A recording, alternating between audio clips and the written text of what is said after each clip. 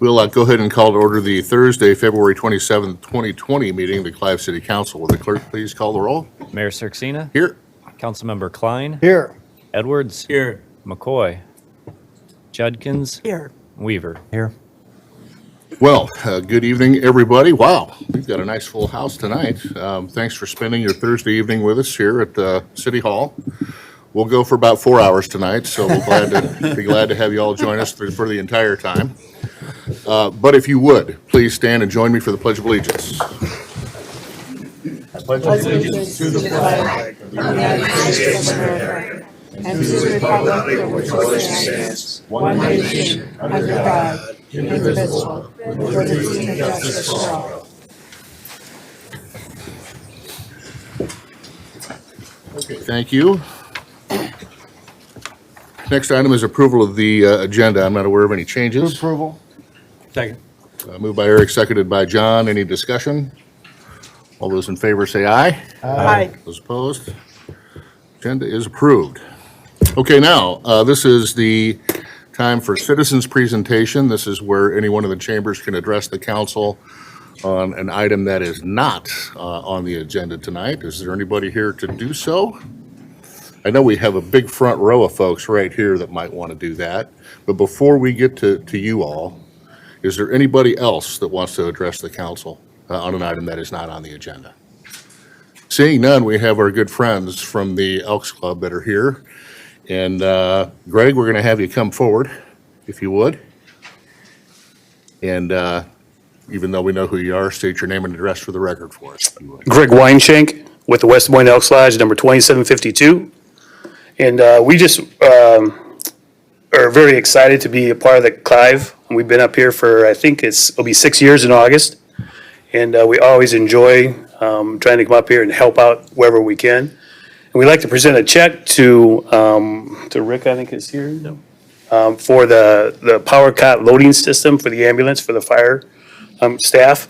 And we did that last year and it went over real well with our lodge. And we'd like to make another donation again if possible. Oh, absolutely, Greg. Thank you so much. Rick, come on up if you would, Chief. And maybe as we do this, you can provide a little background on these lift cots and just what a tremendous gesture and partnership. Thank you so much. And Chief, maybe just a little background.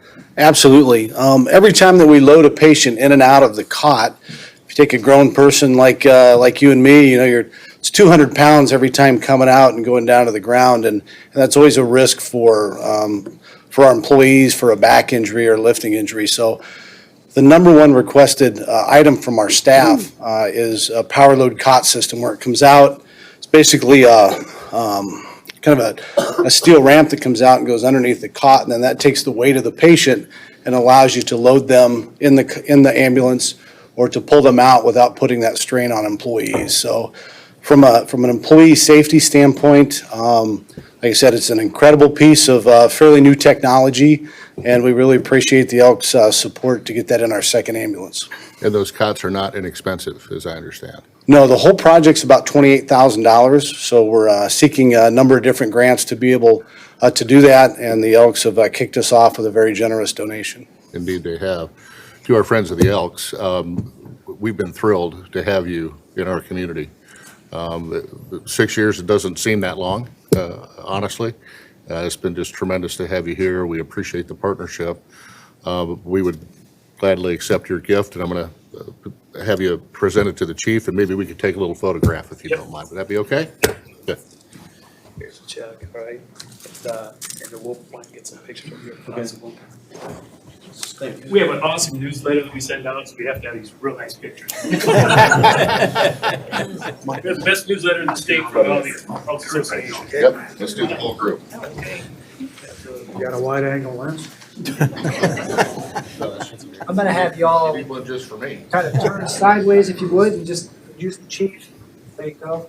Right there is in the middle. Hold on, I'm going to come down on this end. Hold on. Okay. This one, I'm kind of close to this one. All right. 1, 2, 3. 1, 2, 3. One more. 1, 2, 3. Thanks, folks. Let's give everybody a round of applause. I'm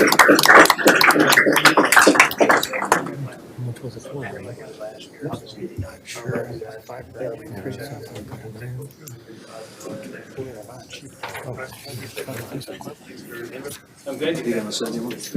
Absolutely. Members, Good recruiting opportunity.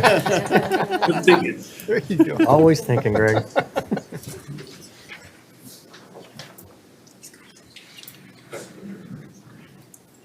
Okay, well, thank you again to our friends at the Elks Club for being here. And again, you're certainly welcome to stay. You're right at the beginning of the agenda here. And if you do, there's a quiz afterwards. But again, thank you, and we'll look forward to our collective follow-up together. Thank you. Okay, we're going to move to consent items now. Move the resolution. It's moved by John, seconded by Eric. Further discussion? Seeing none, will the council please vote?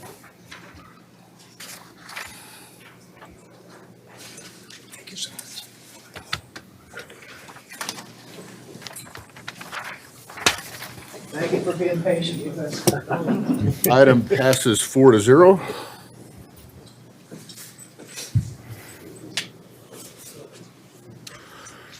Okay. All right, next on the agenda is the oath of office and promotion of two of our fantastic officers. Chief, why don't you lead us off? Thank you, Your Honor. It is my pleasure tonight to present two for promotion.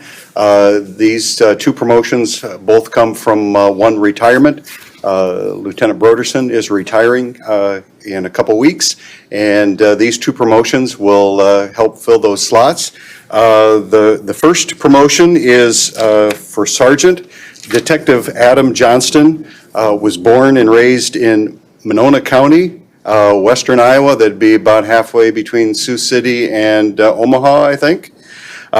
He attended and graduated from the University of Nebraska at Omaha with a degree in aviation.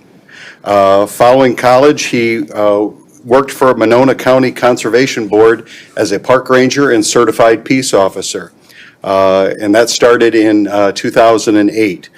In 2014, we were lucky enough to hire Adam away from Monona County as a police officer for Clive. And in 2017, he started a 3-year assignment in our undercover drug task force, the Mine Unit. So you'll have to forgive, most people won't recognize him tonight. This is the first time he's been clean shaven in about 3 years. But with him tonight are his significant other, Jacqueline, and too many family members to note because I'm going to miss somebody if I try to list them. So he's got a lot of family here. So, Your Honor, if you'd like to come down and administer the oath of office, and then Adam, if you'd like to have a loved one after that, pin your badge on.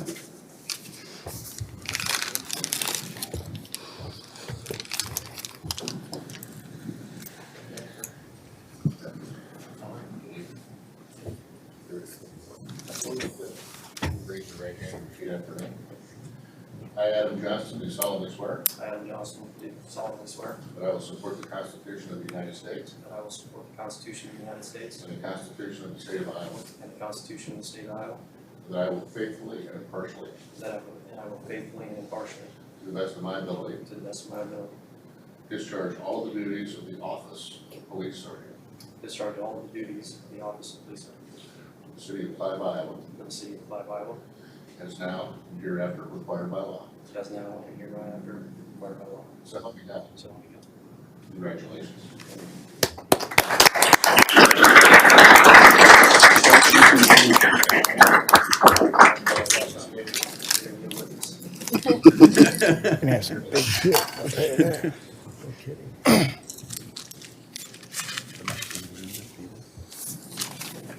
Let's give Sergeant a hand.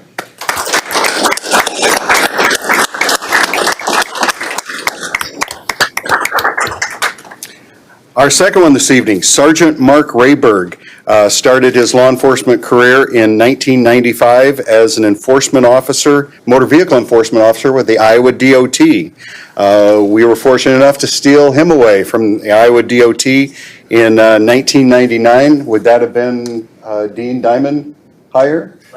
Probably. Last one. That was the last straw for Dean Diamond. Since then, he's worked every patrol shift in the patrol division. He served as a drug recognition expert, a field training officer, a bike patrol officer, firearms instructor for both pistol and rifle and shotgun. In 2004, he did a stint in the Mid-Iowa Narcotics Enforcement Task Force. And in 2005, he earned our department's Medal of Valor and Purple Heart for his actions during a shooting engagement with a suspect in Des Moines. He returned to the patrol division in 2008, where he worked until his promotion to sergeant in 2012.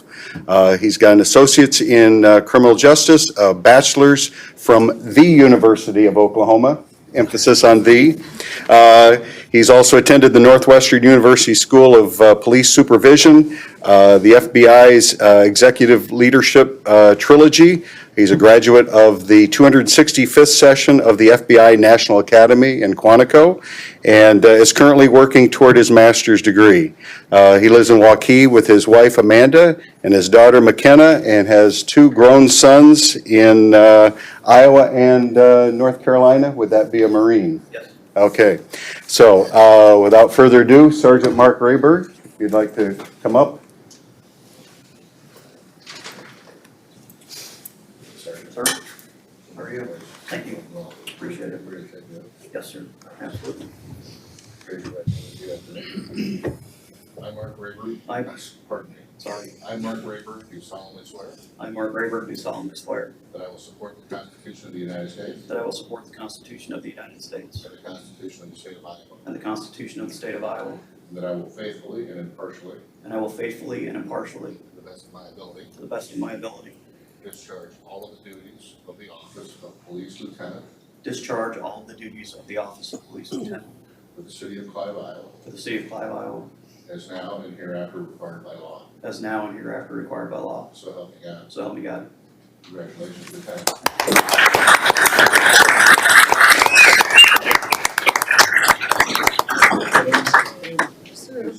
Oh, did you say poke him? No, I didn't say that.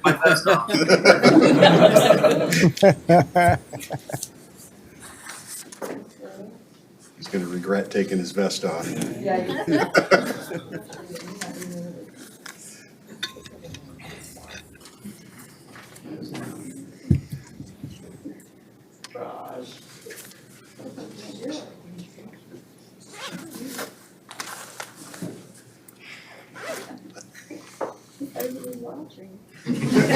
No pressure.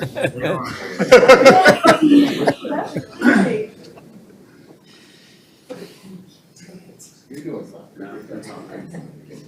No, it's not. Sorry, man. Focus, focus.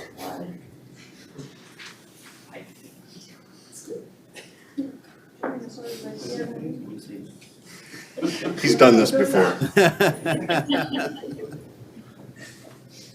Really? Well, she got that, so. I know. Sure did. Lucky him. Chief. I don't know what you did. It'll make for a good story later. There we go. We're gonna. All right. Thank you.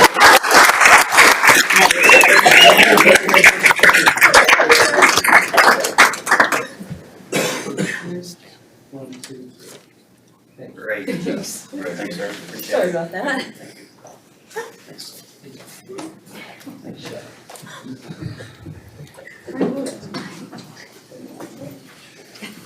They're gonna head out.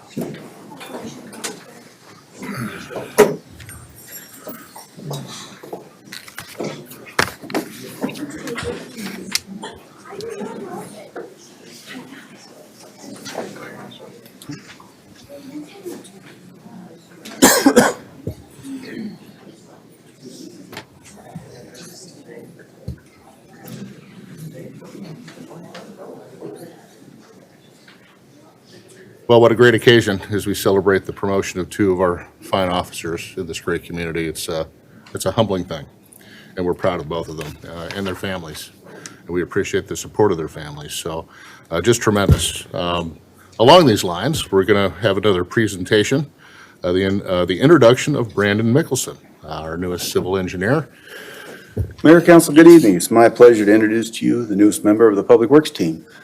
Brandon Mickelson comes to us, a Linn-Mar graduate, Iowa State graduate, interned with the city of Ankeny, worked for Strand and Associates in Joliet, Illinois, but most recently a member of the HR Green family, is very familiar with some of the work we've been doing lately and is here to help us see it get executed. So I'm very happy to introduce you to Brandon Mickelson. Brandon, welcome. Well, thank you. Please, if any things you'd like to share with us just for a minute? No, Not just to put you on the spot. yeah, no. I've gotten the opportunity to work with a lot of communities, and just working in Clive recently, I really have enjoyed what I've seen. So that really piqued my interest when I saw the job opportunity. So I like where things are going, and I look forward to being a part of that. Well, welcome to the team. Glad to have you on board. Let's give Brandon a hand.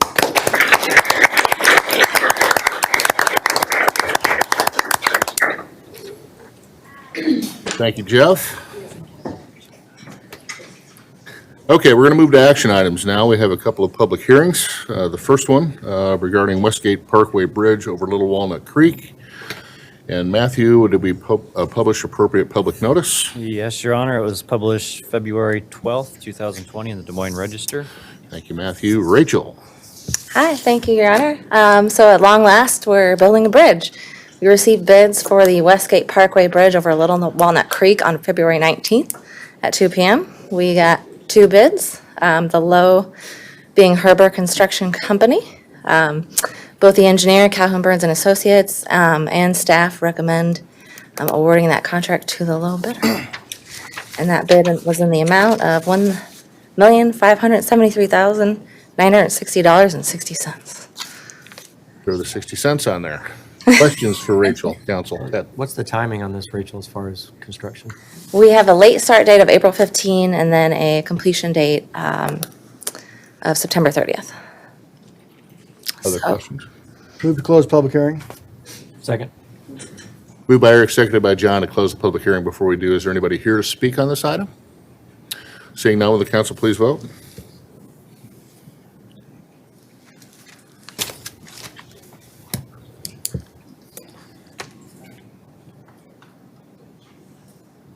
Passes 4-0 to close the public hearing. Move the resolution approving plans and specifications. Second.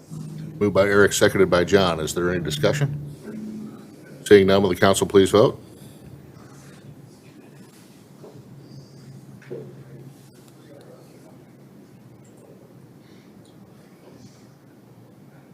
Passes 4-0. Move the receipt of bids. Second. Moved by Eric, seconded by John. Further discussion? Seeing none, will the council please vote?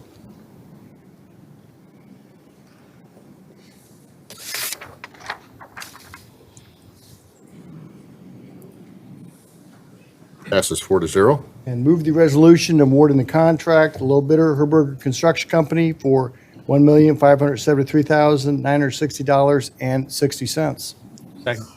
Moved by Eric, seconded by John. Further discussion? Seeing none, will the council please vote?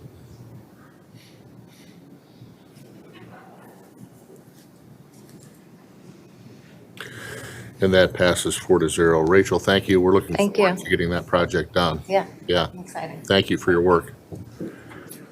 Okay, we'll move to the second public hearing. This is, there's 3 public hearings in here, right? Need to read all of them? Yes. Madam unfortunately. Joyce, is that correct? Yes, we will Thanks. have 3 public hearings tonight. Regarding 2020A general obligation loan agreements and pre-levy, and Matthew, did we publish appropriate public notice? All 3 of them were published February 14th, 2020 in the Des Moines Register. Thank you, Matthew. Joyce? Okay, so as this is the next step in our borrowing process, so the Series 2020A are for our CIP borrowings for the projects. In your memo, I outlined those. Depending on how they're categorized as either general corporate purpose or essential corporate purpose, outlines the need for the separate public hearings. So I tried to outline those for you as well. Other than that, if you have questions for me, when we get to the next step in the process, which will be approving that preliminary official statement, that's where you will see the 2020B portion of the borrowing will be in that piece of it, because those have already been established and authorized when we set the maximum price for the public safety facility. So this will be the second portion of the borrowing for that. So it will all come together at that point, and you'll see it moving forward. But we were not required to have a public hearing for that portion of the borrowing, so. Questions for Joyce, council? Okay. Move to close public hearing. Second. Moved by John, seconded by Eric to close the public hearing on the first one, item A. Any discussion? And before we do that, is there anybody here to speak on this item? Seeing none, will the council please vote?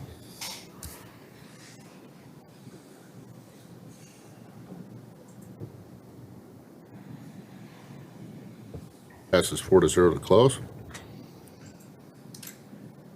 Do we just need to close need to close all sequentially? three. Yep. Move to close the public hearing. Second.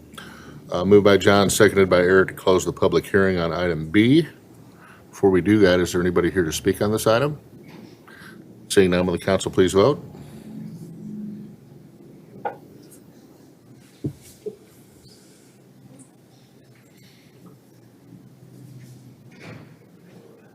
Passes 4-0 to close the public hearing.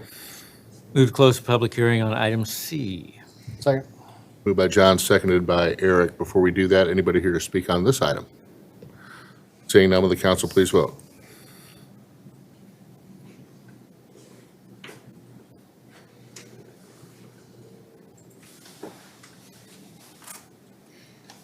Passes 4-0 to close that public hearing. And now I'd move the resolution. Second. Moved by John, seconded by Eric. Further discussion? Seeing none, will the council please vote?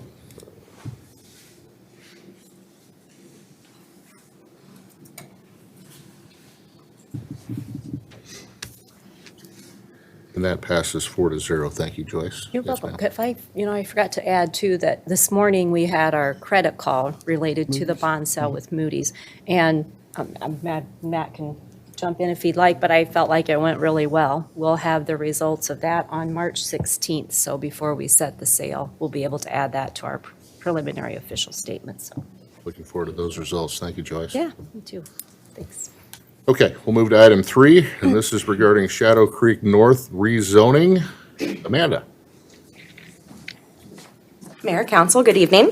Before you tonight is the second consideration of both of the rezoning applications for the Shadow Creek North area.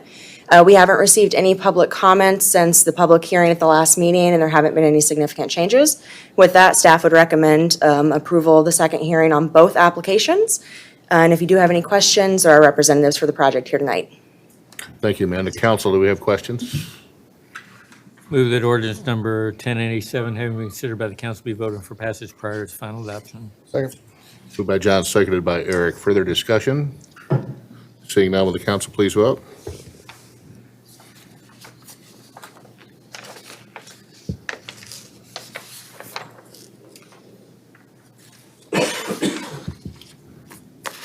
Item passes 4-0. Now I'd move that ordinance number 1088, having been considered by the council, be voted for passage prior to its final adoption. Second. Moved by John, seconded by Eric. Further discussion? Seeing none, will the council please vote?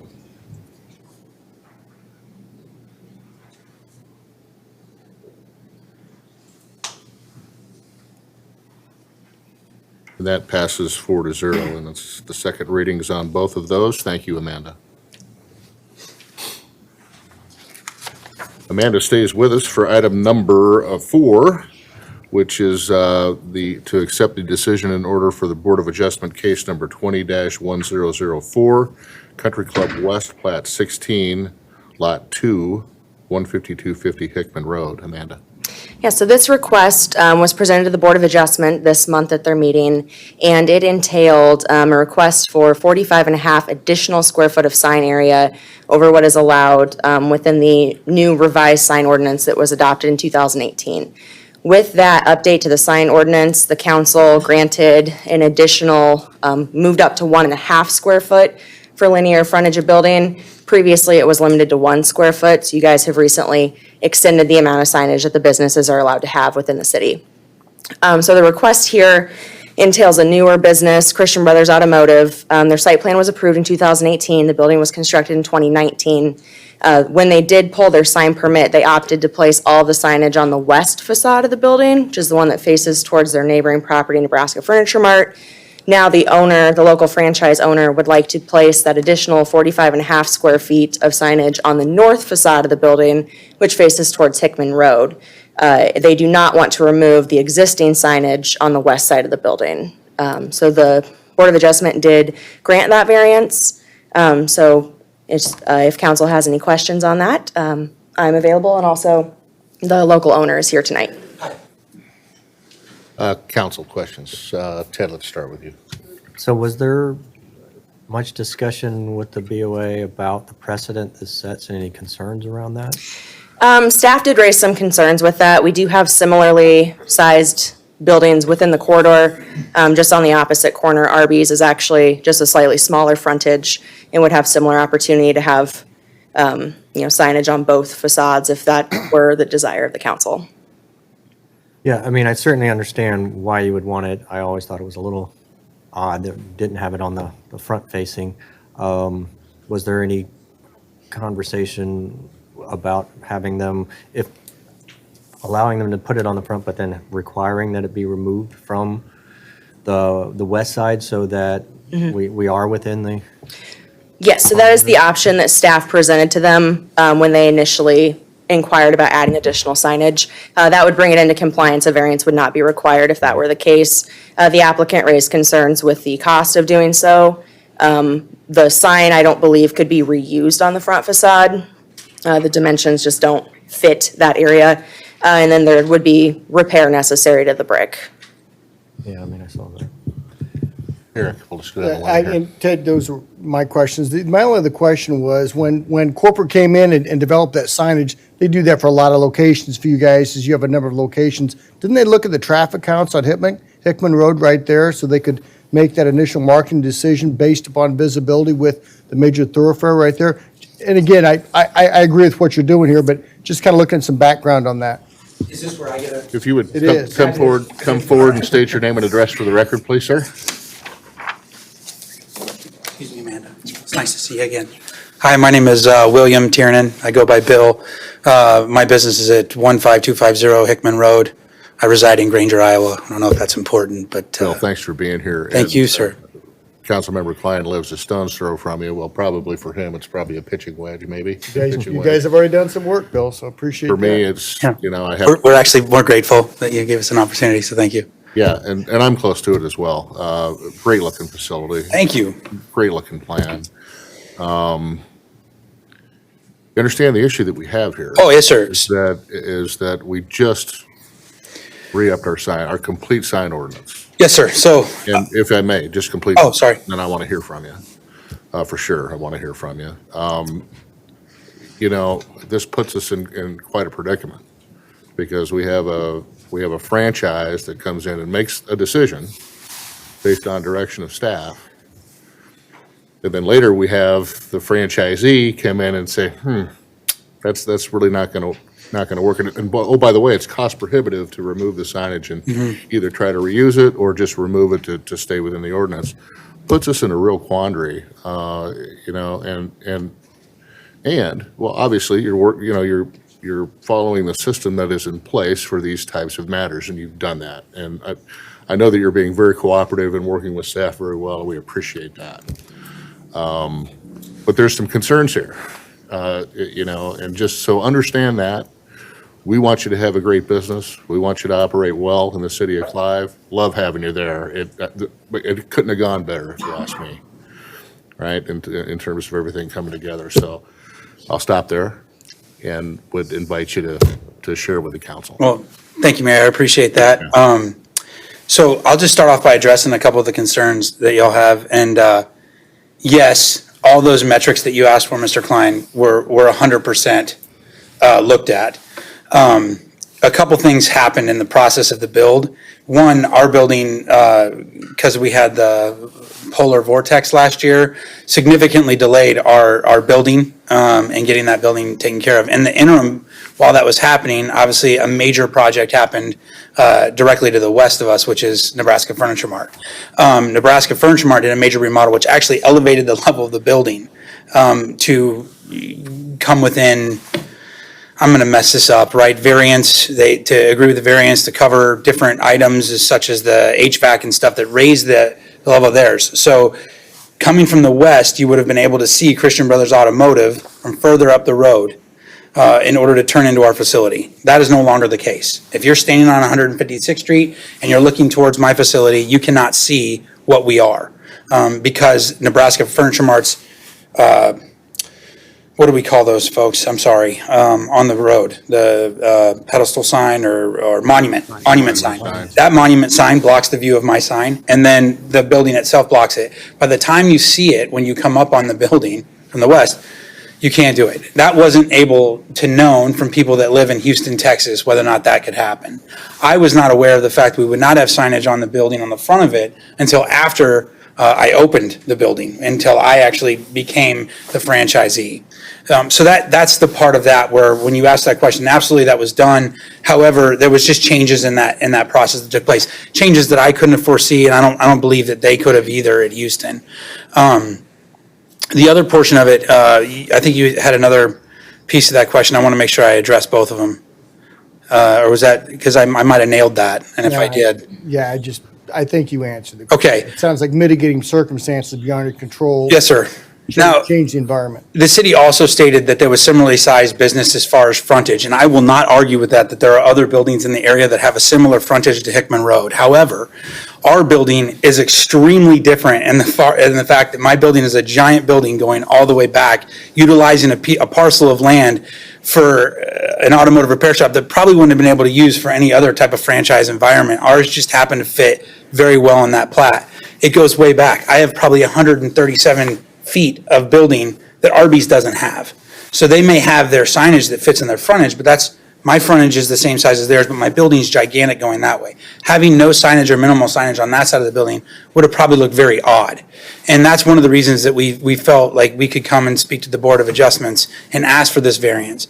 If another building came into Clive that had the same dimensions as ours on Hickman Road, that made the type of investment that I've made to put it on there, I would hope that there would be some grace in place to look at that and say, well, this is an extenuating circumstance because it's a very, very large building with a very, very small part of the building that faces the road. And for us, it's not even our front of our building. The front of our building faces Nebraska Furniture Mart.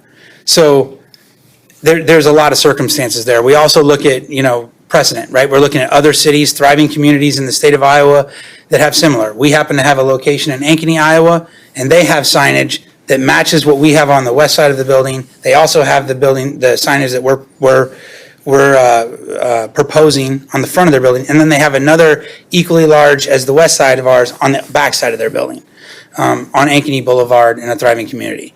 We're just looking for a fair shot to let people know where we're at. We think it's a safety concern. If you can't see our building when you come up on the way to turn in from the west, the only way to get to the building then is to turn in and come in through a back entrance, which goes right through KinderCare. We are absolutely very keen on not bringing any more traffic in front of a daycare. I don't think anyone would want that. Neither do we. I have children as well. That's not our intention.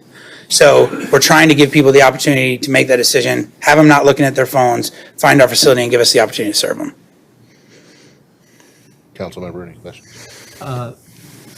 Is there any opportunity for a compromise on a smaller sign or anything else in the situation like this? That could certainly be direction that the council would send back to the board if you would like them to reconsider that. We didn't look at doing a smaller sign necessarily since that square footage allowed to the building was maxed out on the west frontage. But that could be an option if that was your desire. Well, I'm very sympathetic to the issue here. My problem is one that Ted raised, and using the word precedent that you have as well. We have to be concerned about what impact the decision made would have on others who are similarly situated down the line. And so that's the quandary that I'm certainly in is the precedent of saying, okay, this is good. Now, again, we all know up here that we're limited, the Board of Adjustments is an independent body. Our only ability is to ask them to look at it again. And my inclination at this point is ask them to look at it again, ask staff to look at it again, see if there's some kind of compromise or something else, because I really have concerns about setting precedent in this way. Yes, thank you. Thank you, council member. Susan? I would agree. I'm going to agree with that too. I think Councilmember Edwards has made really kind of outlined what our options are here. And Bill, appreciate what you have to say, and I hope that through this process that you can walk away from here and know and understand that this council has taken very seriously what you've had to say. And so I'm gonna ask them for their desire at this point, and then we're gonna move forward one way or the other. So what's the? Could I add one more thing, Mayor? Yes, I'm sure. sorry. Yeah. This costs us money to do this process, right? That quite frankly open up a brand new business. Many of you, I'm sure, are small business owners and understand that or have association with it. It's hard to do that right now. You can probably all imagine the investment I had to make in order to have a business in Clive on Hickman Road. I understand the quandary that you have, sir, and setting that precedent. I deeply do understand that. There just aren't many buildings that look like ours that would be placed in that situation on a parcel of land like that. And that's why we're asking for the grace. We're not doing it because we want to have more signage than everybody else, that we think it would be this gigantic marketing boost for everything else. It makes the building look better. It enhances the community. It makes it undoubtedly easier for us to share who we are with the community. But I think that if you just look at the pictures of the building, if you drive by it, which I'm sure most of you have and some of you have been there, it needs that sign, and it makes sense for that building. I know it doesn't make sense for all of them, and that's why the councils are in place. We're just asking for a little grace. Sure, understood. Thank you. Okay, thank you, sir. Appreciate that. Eric? Yeah, I certainly understand as far as Councilman Edwards, the precedent you're talking about. And again, we just reviewed our signage. However, Mr. Tierney makes a strong point that when we look at precedents, I would find it difficult because, as you indicated, with the changing of Nebraska Furniture Mart and their signage, really took it out of his hands right there. And that to me really makes a difference as opposed to a business wanting to add more signage to advertise their business. Essentially, it was out of Christian Brothers' hands with the changes made by a third party right there. From my perspective, it's difficult to establish a precedent unless someone builds a large building right there and enhances their signage that actually blocks another business right there. To me, that's the game changer with this, that it was actually a third party that really forced them to ask for this Board of Adjustment right there, a decision right there. So from that regard, I'm comfortable with what staff has done and comfortable with the situation that you guys have come up with right there regarding signage. If I may, Mayor, I believe that monument sign actually existed for the Dolls project as well. I think they just refaced it. It wasn't a new sign that was constructed. I'm going to add to this, and it's important we have the full conversation here. I'm not aware of any changes that Nebraska Furniture Mart made to the roof of the facility or any other part of the facility, including the monument sign. All that's there, has been there. I'm not aware of any changes that were made. Were changes made? That would have still been Alex, who was here with us reviewing that project. I tried to look back in the file and I could not find anything specifically. I did go into They've had screening for HVAC and everything else up there for the beginning, and that goes back, before most of our time up here. They built the peak. On the front of the building and the facade, they built the peak. That wasn't there when it was Dolls. It was just the flat around when it was a parking lot for Stivers. Yeah. And then they built the peak up and they raised it up. I mean, you guys got to understand, I've been eat, breathing, and sleeping this thing for No, I get it. 2 years. So I know. I watched. We were excited when Nebraska Furniture Mart was going in. I in no way, shape, or form have a problem with Nebraska Furniture Mart. Much better than a parking lot. Love it. It's awesome. But can't see my sign. So Anything else, Amanda? I didn't mean to cut you off there. No, you're fine. No, just that, as I said, wasn't myself who reviewed that plan, so I'd have to get back into the specifics of exactly what was the previous building plans and then what was approved for that project. Different. It's different, but I would suggest that to stand at the front on the west side of Nebraska Furniture Mart and to look to the east, there is no way that you would see that building.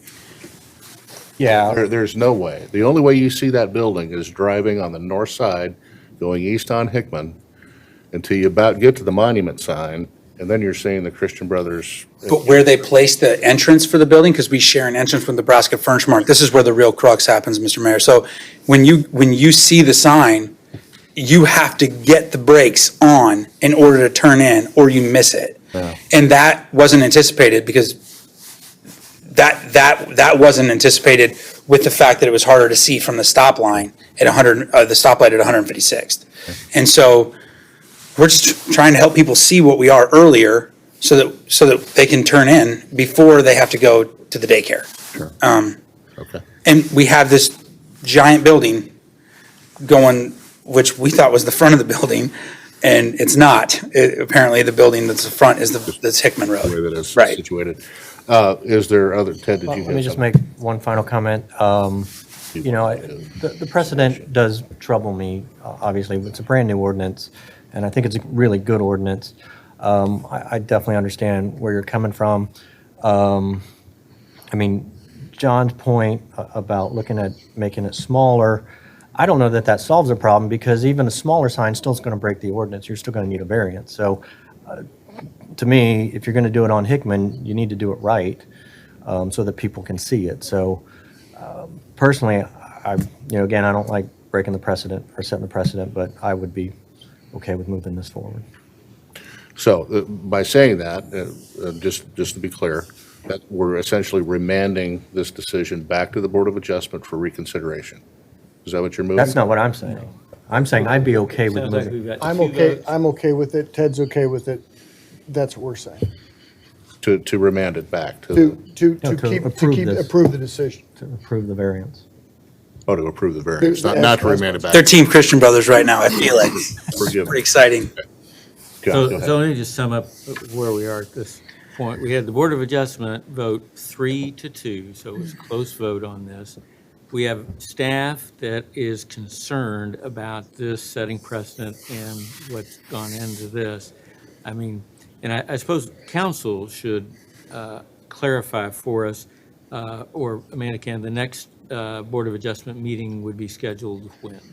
I believe it falls on March 17th. March 17th. And so if we were to remand it, they would have to consider it at March the 17th at that next meeting. Is that not correct? That's right. And I guess my preference would be to have, there have been enough questions raised that I think it would be helpful for staff to review it again and see if there's some option they may or may not have missed.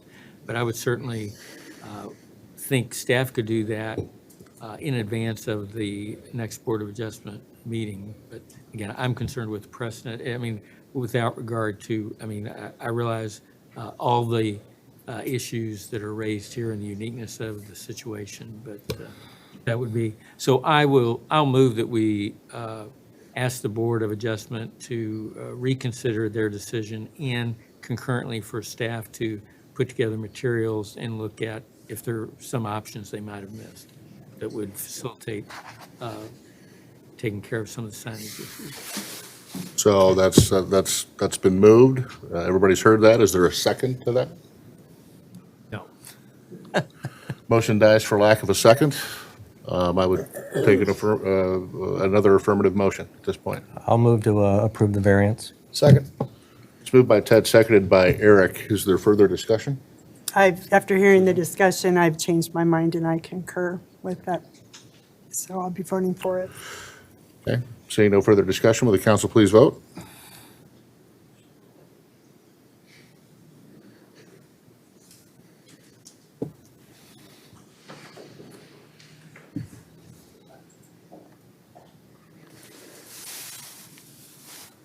And that item passes 3-1. Well, look at that. Good luck to you. All right. Look forward to seeing y'all. You guys know where we'll be because we'll have a big sign. Know right where you are. Yeah, we look forward to taking care of you. Not too big a sign. No, it's going to follow all the rules that well, you guys saw the picture of it. It's beautiful. You're going to love it. It is. Thank you so much. Good luck to you. Thank you, Bill. Everybody. Christian Brothers Automotive.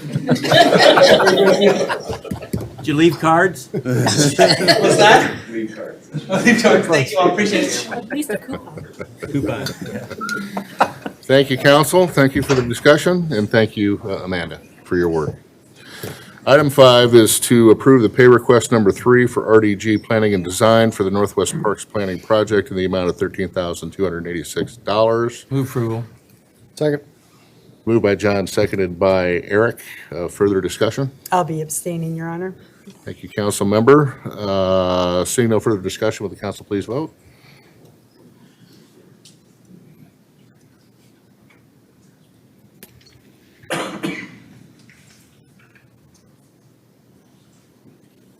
That passes 3 in favor and 1 abstention. All right, item 6 is to approve the pay rate for Richard Brown, Director of Leisure Services, the amount of $118,000 a year, effective 3/23/2020. Matt? Thank you, Your Honor. I'm excited to bring this forward to you this evening. Over the last 4 months, the staff has been going through a recruitment process and had an interview process that was very rigorous with a lot of folks involved. Councilmember Weaver, Edwards, and Mayor Cirksena were involved in the interview process, along with our Parks Board Chair, David Bell, and West Des Moines Park and Rec Director, Sally Ortiz, and then our management team. Through that process, we received over 90 applications for the position and interviewed 5 folks, and happy to present to you Richard Brown, who is my recommendation to serve as the City of Clive's next Director of Leisure Services as Todd Seaman retires here in late March.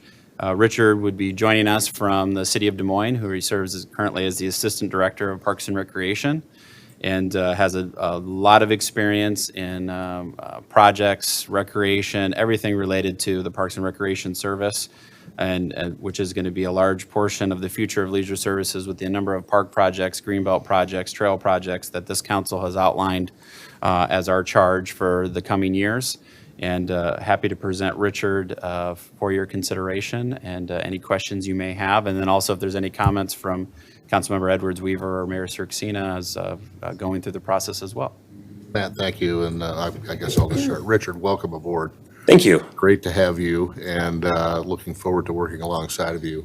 As we've discussed during your time in interview and presentations, we've got a full plate here, and we're glad to have you leading that charge. I appreciate that. I'm excited to be here as well, and I'm looking forward to joining the team. And I've really enjoyed the interview process. It was, like the city manager said, it was quite long, but I was able to get a flavor of this. Yeah, I was able to get a flavor of the staff and the council and everyone in the community, and I really felt like it was the right fit. And so I'm excited to be part of the team and looking forward to getting started. And I do want to say, my wife Christy and my 2 sons Carson and Kale join me tonight. There's not very many opportunities where personal and work mix, so I thought this is a good opportunity for them to see kind of what I do and what I'm going to be doing. We have one more daughter, my stepdaughter Alexis wasn't able to be here tonight, but she's 12, so she kind of fits in with them as well. But I'm We're excited glad to be that you're here.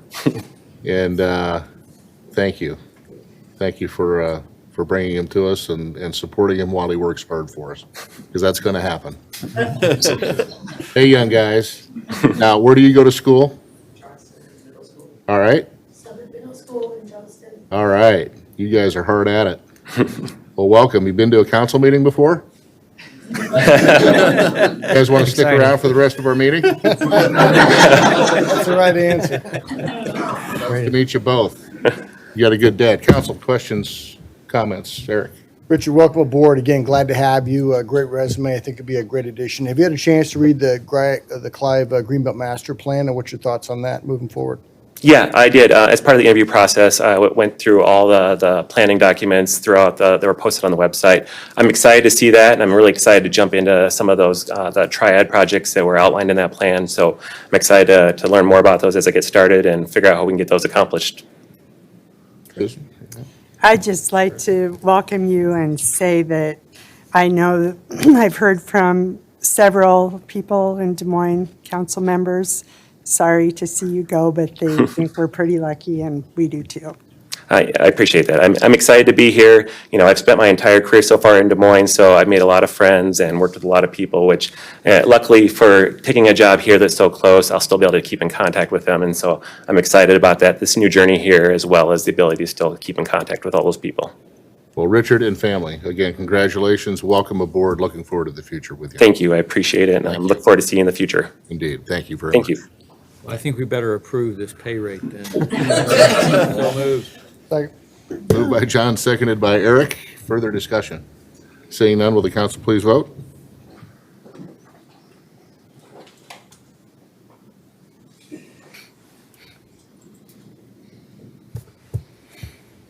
And that item passes 4-0.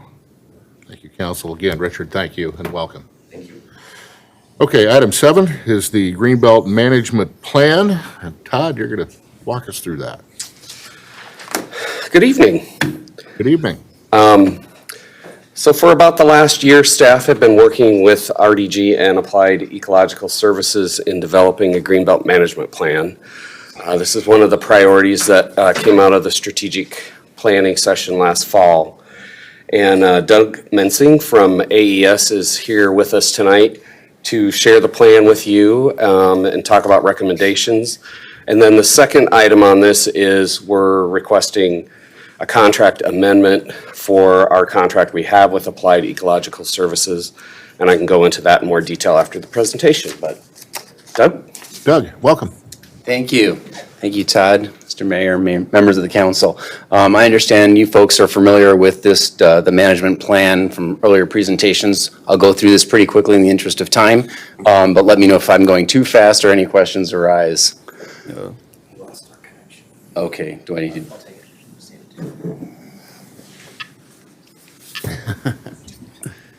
Please proceed. That's my cheat sheet there.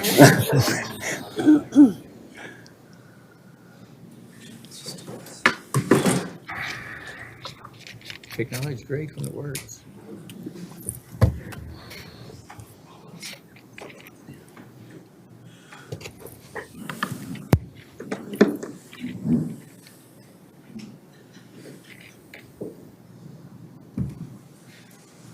Nice job, Matthew. Grace under pressure. Every time. Whatever it takes.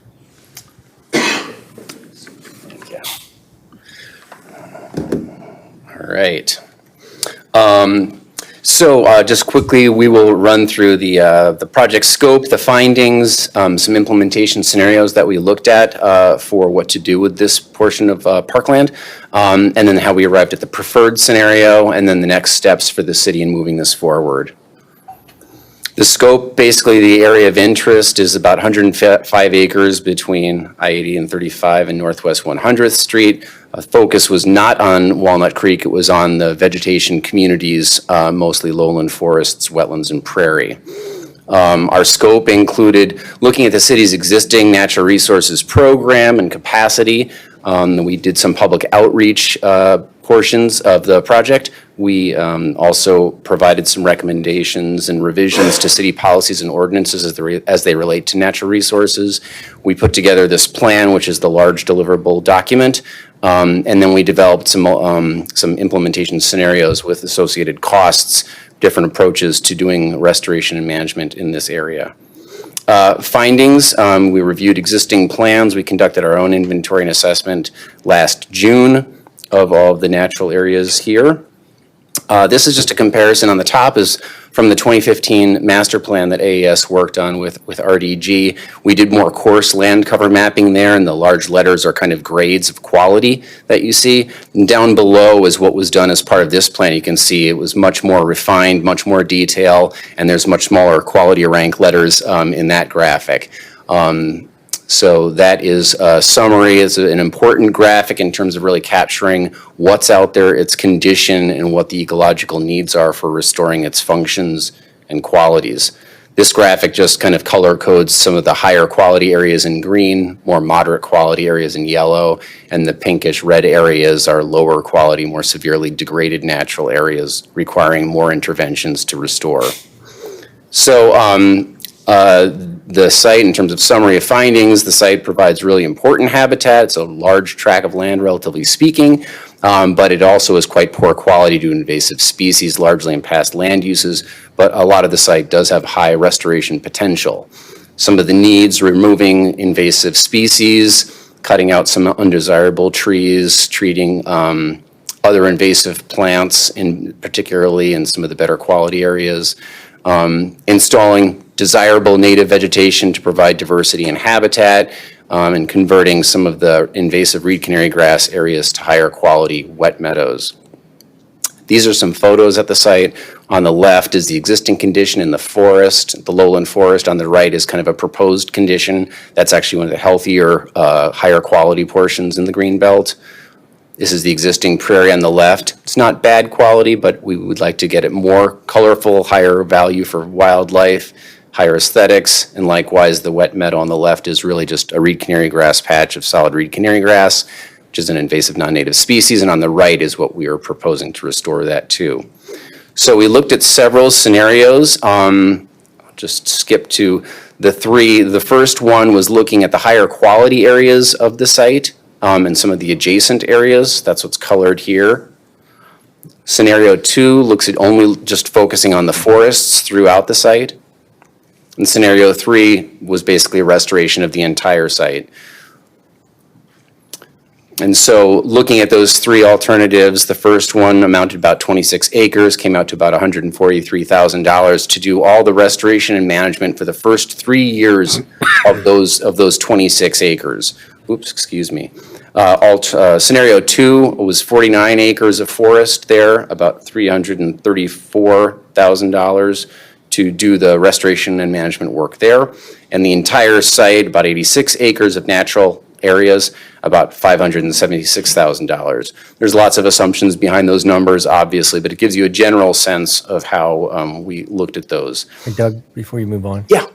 So on option 1 there, high quality, what are we doing in high quality? Why would we only focus on high quality? Why would we not kind of flip that and only focus on the low quality?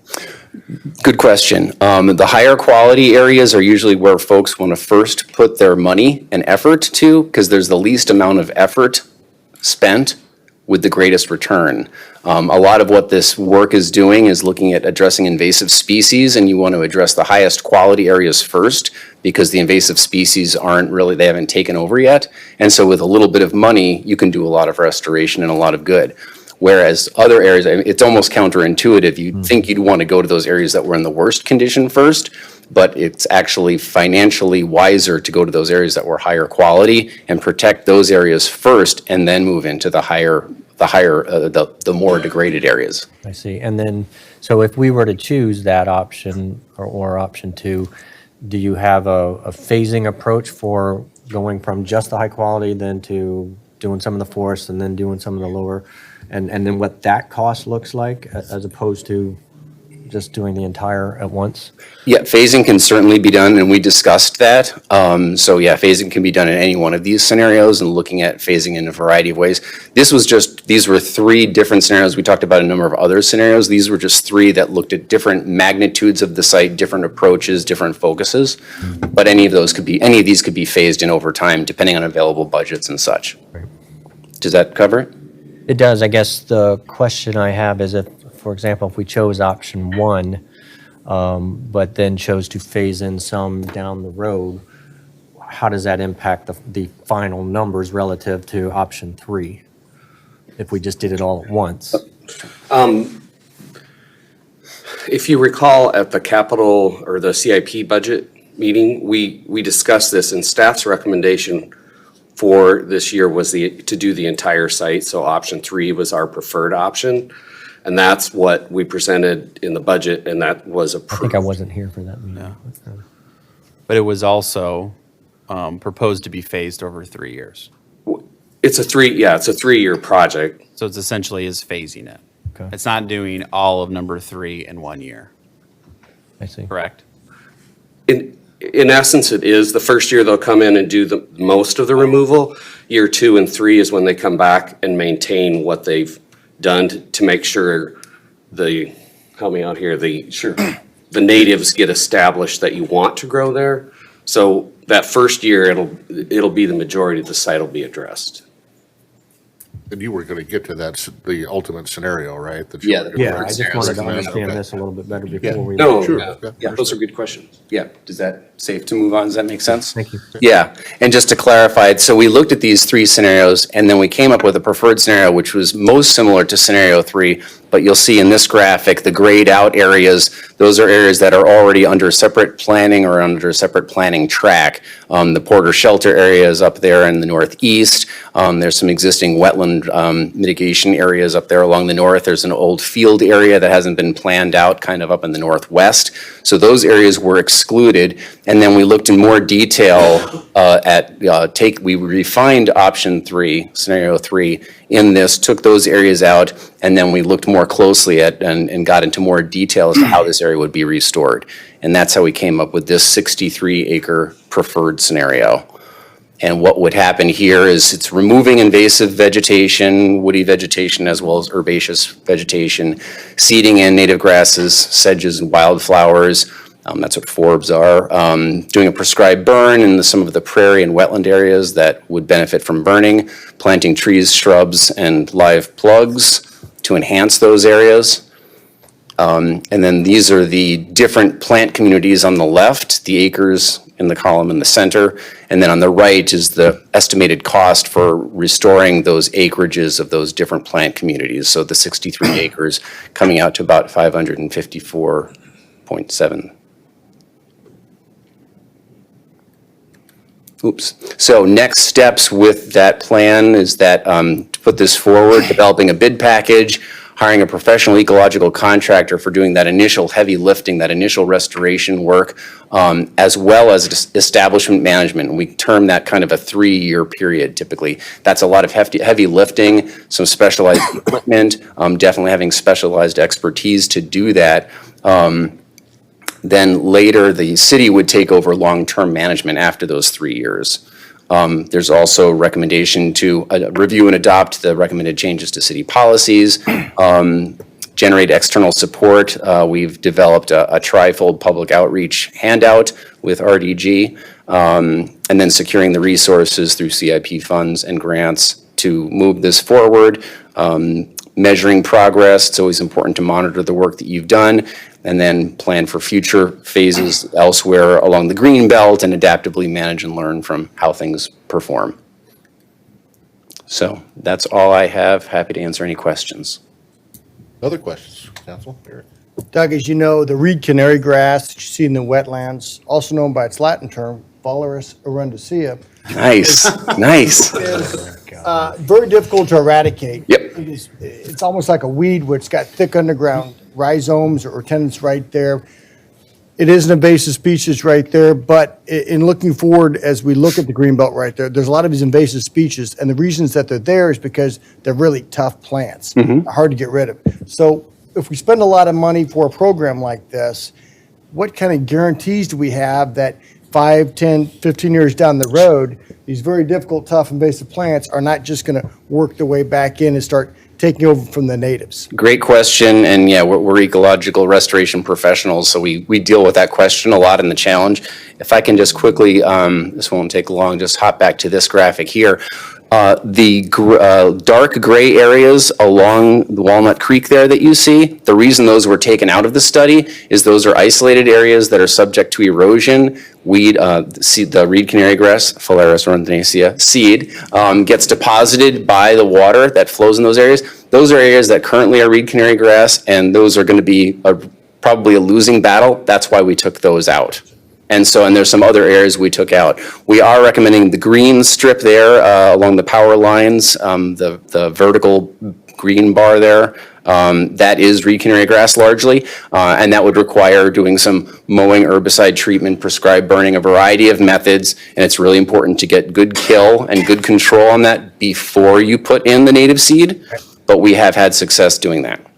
So you've obviously dealt with this before. Yes, and that's part of the reason why having a professional ecological contractor that's very specialized in these things to do that initial work, the initial restoration work, of the removal work, the seeding work, and the management for that first 3-year period is really critical. And then after that, hopefully things are pretty well established, and there will always be invasion pressure. That's the nature of natural systems. But with ongoing management, which I believe has been committed by the city, if you're going to invest in this to manage it long-term is a wise investment, that should keep those under control. They'll always be there. It's always a control. It's not a complete elimination, it's a control. Do we have any type of estimate on what that will cost on an ongoing basis to manage this?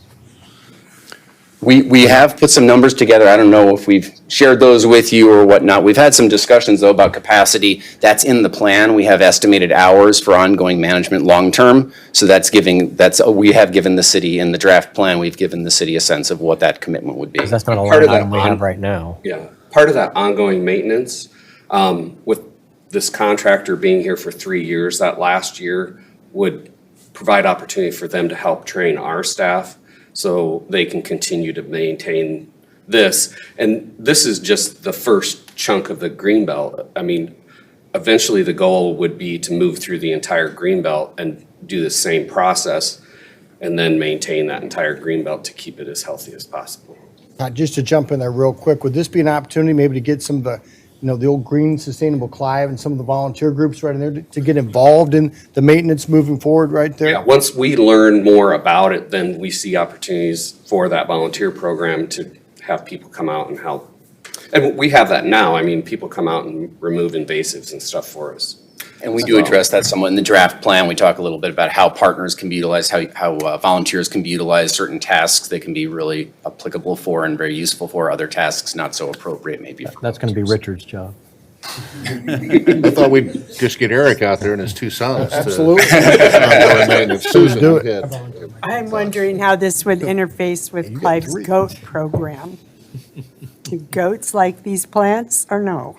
Well, yeah, we've seen the goats here at Clive and at other sites as well. So goats, I guess that's a whole other long discussion. In a nutshell, goats do remove some vegetation. They remove some good things, but they mostly remove bad things. But using them for a portion of restoration can be done. We weren't proposing to use them in the plan that we put together. They do take time and they don't do the entire job. For instance, they will eat things, but they won't kill them. When we cut something out, we dab it with herbicide and that kills the root and then it dies. Whereas if the goats eat it, often it's going to grow back.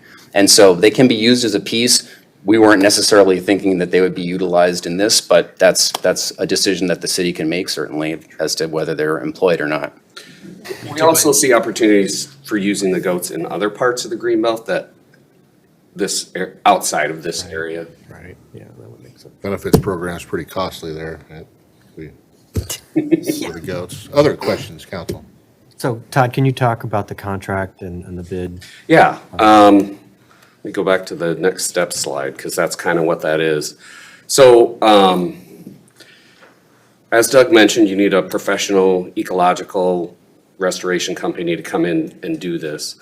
There are some in central Iowa, however, staff doesn't have the expertise needed to develop it's basically a construction project that you're gonna need to put together a bid package so contractors can bid on it. AES has that expertise, and then their proposal, they're helping us develop the bid package, they're managing the bids, and then there'll be an on-site manager of the construction company that comes in and does the work. So they'll follow the project through the next 3 years as well. And that's all part of the $38,000 Yes. cost? In addition, there's some grant writing in there and, I saw that with some REAP yeah, possibilities as well. there's some REAP opportunities for funding for this. So we've We got, could get some of that back. yeah. So this amendment really is incremental, obviously, to the budget approval for this project. I just want to clarify that. Well, the budget to do the project has been approved. What we need is to amend their contract so that we can then move to the next step of getting the bids and hiring a contractor and starting the work. The financing for this particular initiative is under item C in the public hearings that we just discussed earlier. So that a general corporate purpose bond issue is providing the financing for this project. Anything else, council, on this one?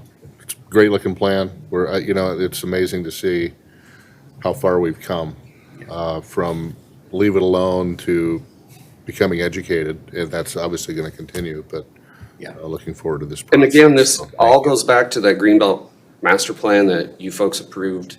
It was part of that plan and one of the recommendations that came out of that, so we're We're in execution mode. That's Yeah. good. Yeah. Yeah, great. I guess I'd take some action, council. I'll move to resolution approving the contract amendment. Second. It's moved by Ted, seconded by Susan. Further discussion? Seeing none, will the council please vote?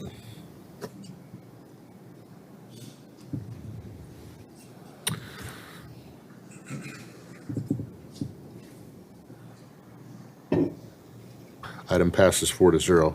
Thank you very much. Thank you. Okay, our next item is a presentation regarding two things from our Parks Department. First is Northwest Parks conceptual plans. Todd's going to walk us through those.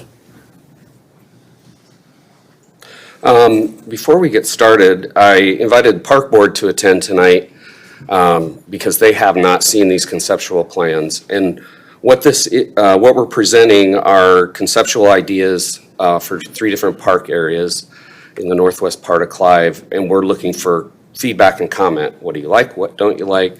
And then Colt McDermott with RDG will go back and make those final recommendations for those final conceptual plans that'll come back in a report format. So this is kind of an interactive, and we've got Gloria Mazza and TJ Augustine with the Park Board that are joining us here tonight. So you folks feel free to jump in too. But Colt McDermott with RDGs here is going to work us through the process and share what we've come up with, and we'll see what you think. All right, thanks, Todd. Mr. Mayor, Council, thank you. Very excited to be here with you tonight and talk to you a little bit about what we've been collaborating with the city staff on and representatives. So we're going to jump right in. Feel free to interrupt, ask questions as we go through. We want this to just be informative and make sure we get the best feedback we can to move it forward. So brief introduction. My name is Colt McDermott. I work with RDG Planning and Design. Tonight we're going to talk about 3 parks. So we're going to talk about Schuler Park Pond, the landing at Shadow Creek, and then Alice's Road. And then we can open it up for additional questions and comments after that. So a little bit of site context. So we're going to work south to north this evening. Start with Schuler's Pond and then work over into the Wilds District and do the landing at Shadow Creek. And then the project with the most potential for development, so Alice's Road Park. Ooh, jumping forward. So to start off, Schuler Pond Park.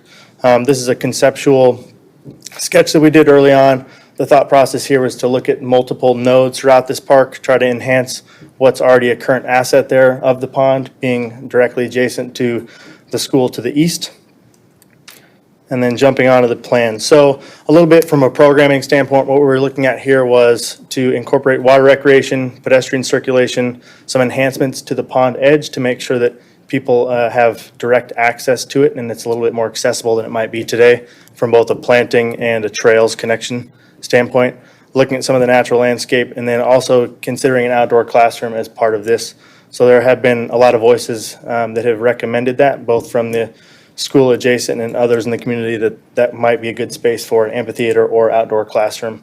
So we'll work on this plan kind of west to east. If you have any questions, feel free to jump in. Colt, is that pond part of the water retention basin for that area then, or? Yes, that pond collects water from, I believe, both the north and the south. Okay. So PUD development, which is shown here to the south, that will also collect water from that. And I believe is set up for that in the future. So working west to east, so on the west side, there's actually a future acquisition parcel that's that most westernmost, and then there are 3 parcels that have been attained by the city currently. So the parking was looked at as kind of a phasing opportunity. So if it wasn't wanted to be, if we didn't want to implement that today, then we could implement that whenever that parcel was acquired by the city. We also looked at having stormwater weirs and lost my train of thought, and a detention on the west side so that visually it wasn't right next to the pond. The detention basins aren't always the most exciting or beautiful feature, so we were trying to keep that away from the pond, catch it before it got down, and then run it through the weir system prior to getting into the pond. So looking at that from kind of a stormwater integration process and an educational opportunity as well. So having trails adjacent to that and maybe some educational signage to go with that to help educate community members. Looking at a park shelter / restroom, they're adjacent to the parking lot. So the idea there would be kind of a single restroom facility and then enough overhead space for a single picnic table. So a little bit more access. If the school wanted to use it, there's a nice overhead shelter there, but not something that would be a very large cost implication moving forward. Looking at trails that wrap around the pond and then a trail system on the west side that would go to the pond's edge. And that would also be kind of your location for the outdoor classroom facility. So that's an accessible trail. We thought that that was a really good spot for that. It gets you away from the road access, kind of provides you a little bit of a buffer so you feel like you're more in a park. A previous plan that we looked at actually had it on the east side, and we as a collective group decided that it might be better for kind of sunrise, sunset as well, to move that over to the west side and provide a little bit more buffer between car, vehicular movements and that. We also looked at some wetland boardwalks on the south central side. There are wetlands there that the PUD will feed into, so trying to look at what that might be from an educational standpoint. And then some signage on the northeast corner as well.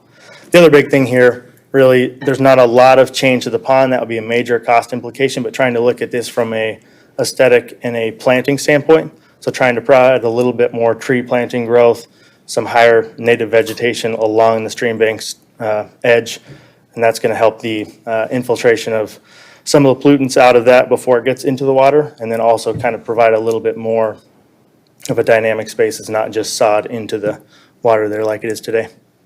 Any questions on the Schuler Park Pond concept? Colt, on the water recreation aspect of that, are you looking at fishing, and are you concerned about algae? Because typically those water retention areas, the water's pretty still right there. You get the sun, you know, it could be just turn into a big green mess right there. Would we also need to look at some type of system of water disturbing right there that pumps water oxygen in there to promote that? What's your thoughts on that? My thoughts at this point would be, I think, twofold. So initial thought here is that we're trying to collect a lot of that prior to it getting into that detention. So having that infiltration basin on the west side and then providing that stormwater weir system is going to help treat a lot of that before it gets down into the primary water. We also have that in the south side from the PUD. So hopefully the goal would be to treat as much of that prior to it getting into the pond as possible. There still might be some of that in the pond. So once you got into the fine grained details of that, that might be something that would be required. What about the recreational opportunities for that pond? Recreation opportunities are high. I think a lot of people use it currently to fish. And there's just not as much access to that. So providing the accessible walkway, we think would be an opportunity for people to kayak, to fish, to get down, to have their hands in the water, and to actually recreate and not just have something that's there and stand alone. So people will be getting in the water. Yes. That's part of the concept. How deep is that pond? Strikes me as That's being a good very question deep. off the top of my head. I would have to look back at So the people are as-built. wading out into that, 10 feet? People wading out into that, I'm concerned about shelves and drop-offs and that, what are we dealing with there, so. Okay. Do we need a fisherman to go out and test? I think we need Eric to go out. Oh. I'll do it. Well, but to that end, because we want people to, really, it's hard to access now, obviously, it's, you gotta want to get down there. So yeah, I know some people have been fishing down there, but you get them close to the edge, we want people to get close to it, are they gonna get in a kayak, how are they gonna get into it? Where are they gonna do that? If people are gonna be swimming in the water, are there gonna be swimming areas? What are we thinking about there? I don't think we would allow swimming. Okay, About that, it'd be more paddling, fishing, okay, that type of yeah, activity. And then No bridge jumping. right. Ken already came up with that one. One thing I wanted to mention, because we see a huge opportunity with Schuler Elementary right across the street, is we did have a meeting with their PE staff with this plan, and they were extremely excited with what they saw, and they thought this would work really well for because they want to integrate fishing into their PE program, and that what we've got here, they think would be very beneficial for that. Now, did you talk about the collaboration opportunities with an outdoor classroom and say ecological teachings and studies to get the kids on there? And Yeah, we did talk a little bit about that. They probably want to do some of that on the school side as well, but they also saw opportunities, especially with the weir system and, talking about water and how we clean water and, all those opportunities. I think there'd be a lot of Agreed. chances for that. It's a great looking concept. I like the access. I like the circulation.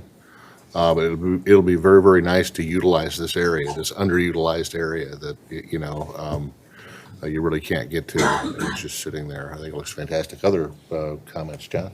Well, the only question I had was the size of the shelter. You described it as being very, very small with just one picnic table. Would there be an opportunity to have maybe 4? Aren't most classes in the 25-ish range? What's the typical Schuler class? 25 to 30. When we talked about that with the Schuler staff, the most important thing they saw there was the bathroom. If they do activities out there, the area there next to the shelter and then on the south side of the parking lot is fairly flat turf. So there'll be some opportunities to sit a group together and do a classroom activity or have a picnic or that type of thing. Part of the thought process behind what we've done is Canary Park is just up the road. So it's got the big shelter, it's got the big playground. So we didn't want to duplicate that right down the road.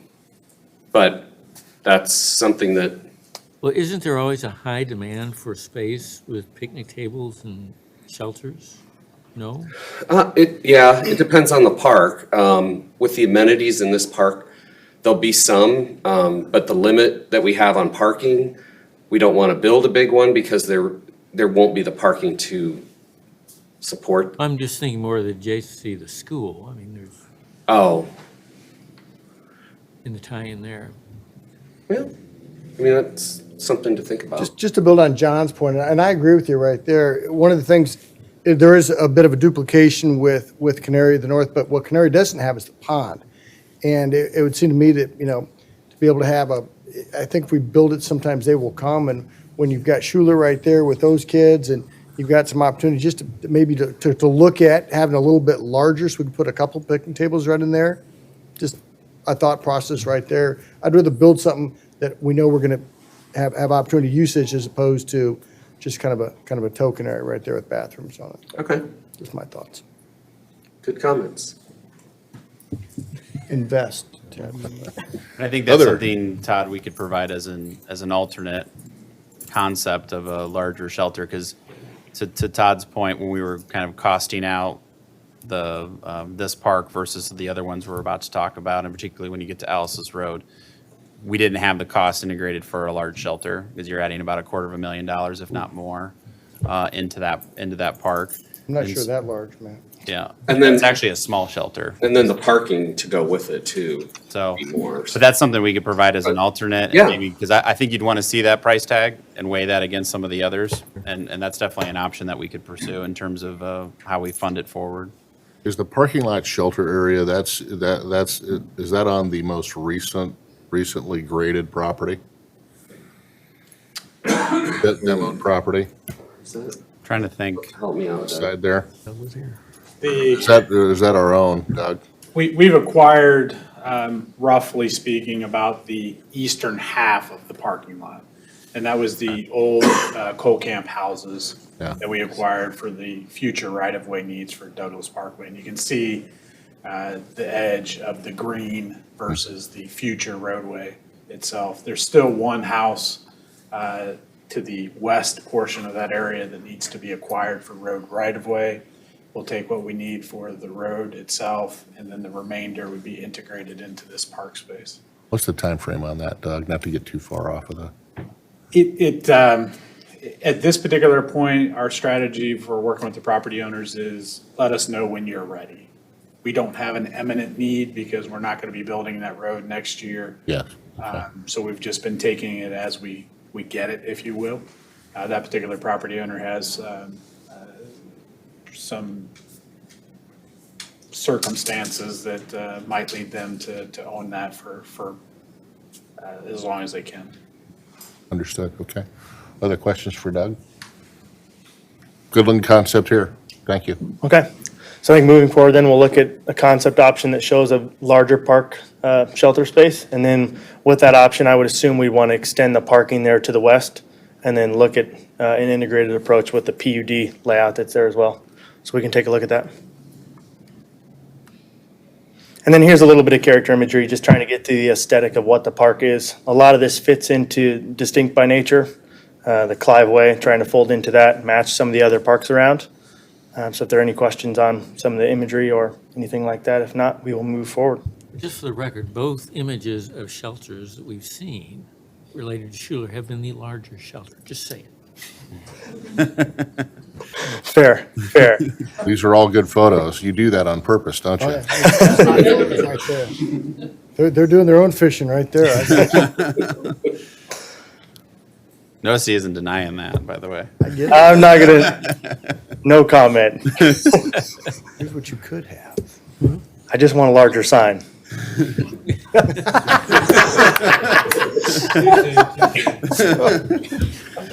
All right, moving forward. Okay, so landing at Shadow Creek, again, trying to look at this in terms of nodes. This is really kind of primarily a pass-through park. So there's a future plan park to the northeast corner of this.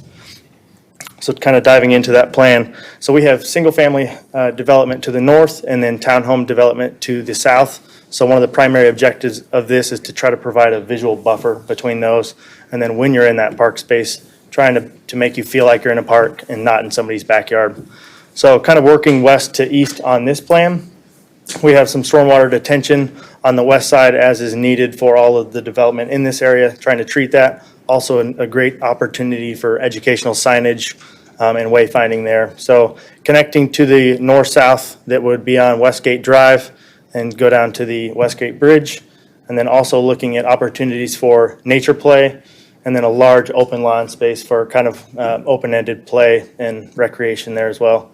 Once you get closer to the east end, trying to expand upon the detention that's there now, primarily to help with some of that runoff from the single family and the townhome development, and then also provide that in an opportunity to fish and have water access in this piece as well. I believe there's also a pond, a larger pond, that's planned to be implemented in the triangle to the northeast of this. So this is kind of the initial pass. It's going to help treat water. It's going to provide water access, but again, in a simpler way. So looking at fishing opportunities, things like that. Is that dry detention in the west? Or what is In it? the west, yes, that would primarily be dry detention. Is that commons area just a open field? Is that basically? Yeah, so that's like open lawn. trees? Sorry, I didn't describe that as well as I could have. So planting wise, we're looking at using a lot more natives throughout this, and then the only turf area would be the commons space there in the middle. So that would be your turf lawn. And then a lot of times what we'll do is you would once you get into the details, just so people are happy with it and it's aesthetically pleasing to them, you typically use like a 3-foot buffer around trails and things like that.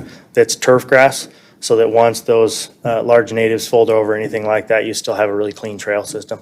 So Colt, on the commons right there, would that be if you're looking at grass, it's kind of an area for play right in there. Yep. So how big is that area right there that you're talking? That area is roughly 250 feet north-south, and then I believe 450 feet Half an acre, east-west. quarter acre, an acre? I think we're looking at just shy of a half an acre. Okay, so ongoing maintenance from Parks and Rec then to have to cut that? Do you see that? Yes, I believe so. That would be, Yeah, we saw that as an opportunity, especially as this neighborhood develops. Children's sports teams are always looking for practice space, and that would be an ideal small location for a younger kid's soccer team or baseball team. And that's what I'm getting at Yeah. right there. Look, I like the concept of a commons right there, grass area. Could we put maybe backstop in there to encourage, kids with baseball with practice, or maybe the possibility of some nets right there in order to facilitate and encourage these type of play? Typically, you have just a big green open space, and I don't know, maybe they will, maybe they won't. But if you had a couple of amenities right there that might encourage that, we might see more usage from the citizens. So in terms of amenities, if I jump forward, so we're looking at some opportunities that are outside of the lawn that would be natural play. So that image on the very bottom page, or a couple of the images there in the middle. So trying to provide recreation opportunities that would be like a more of a natural style playground that would be integrated with some of the stormwater, like the middle images there as well. So we could definitely look at that in terms of the large open lawn space. I think the big question there would be the vertical height of what you'd like to do adjacent to the townhomes development and then the single family, just making sure that we feel good that there's a visual buffer kind of between those and that people will be satisfied with what that build out looked like. There you go with these incredible pictures again. I want to know where these parks are at. We can work through some of those. So I want all of that, right? you want all of those? All of this All incorporated into the the fine design. print? We can do that. We can do that. Yeah, yeah, on purpose. I know what you're doing. Any other questions on this plan? Okay, we'll move to Alice's Road. Forgive me, I'm going to ask one quick question. Yes, sir. Are we designing expansion into any of these parks, Todd, do you think? Or is that area develops and continues on a fast track, or are we looking at what we're looking at here? Actually, to the east, there'll be a neighborhood park that'll be developed there once that neighborhood fills in. It's a little hard to point, but You could go back to the bigger map. The beginning. Maybe that's not See, but helpful. it's essentially this triangle here, correct? yeah, you can see that drainage way that runs through the farm field there. We'd envision, again, this pond discharges into that. We envision that drainage way will ultimately become another green belt finger. And within that space, most likely at the adjacent land to this park, we will envision trying to get another 6, 7, maybe 8 acres to have the more traditional park itself, where you may have a shelter building, a backstop, basketball court, shelter building, whatever you might want there. This particular space is truly the entry into that future park space.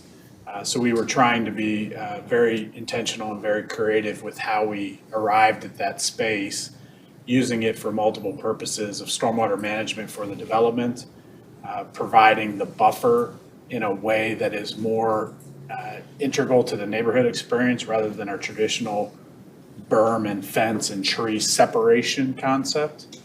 And also, again, providing that open space, that ability for people to have a casual neighborhood interaction. It really wasn't intended in our minds in terms of fitting in between the two development spaces to be a traditional park.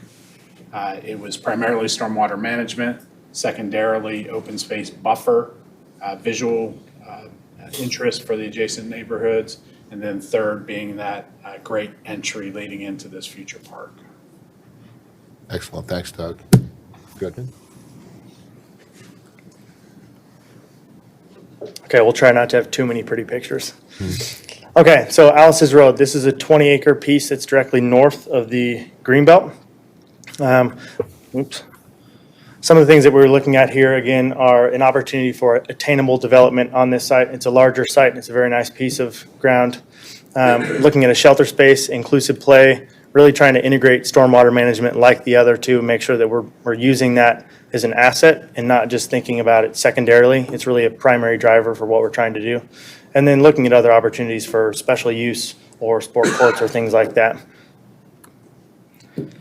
So this plan is derived from a number of different concept plans and then dwindled down through some different commentary on what we thought was best moving forward. So to give a little bit of backstory, we looked at 3 options prior to this. One was low preservation of the area. So that was single family, larger lot homes that essentially spanned the entirety of what could be developed on this parcel. That didn't really fit where we thought the attainable model would be and something that could be used potentially regionally later on. We looked at the kind of medium preservation, which is generally what we'll talk about here. And then we looked at the high preservation. And the high preservation was more of an apartment style complex, really weighting everything on the east side because Alice's Road's going to continually develop and get larger and expand. So trying to see what those three models would look like.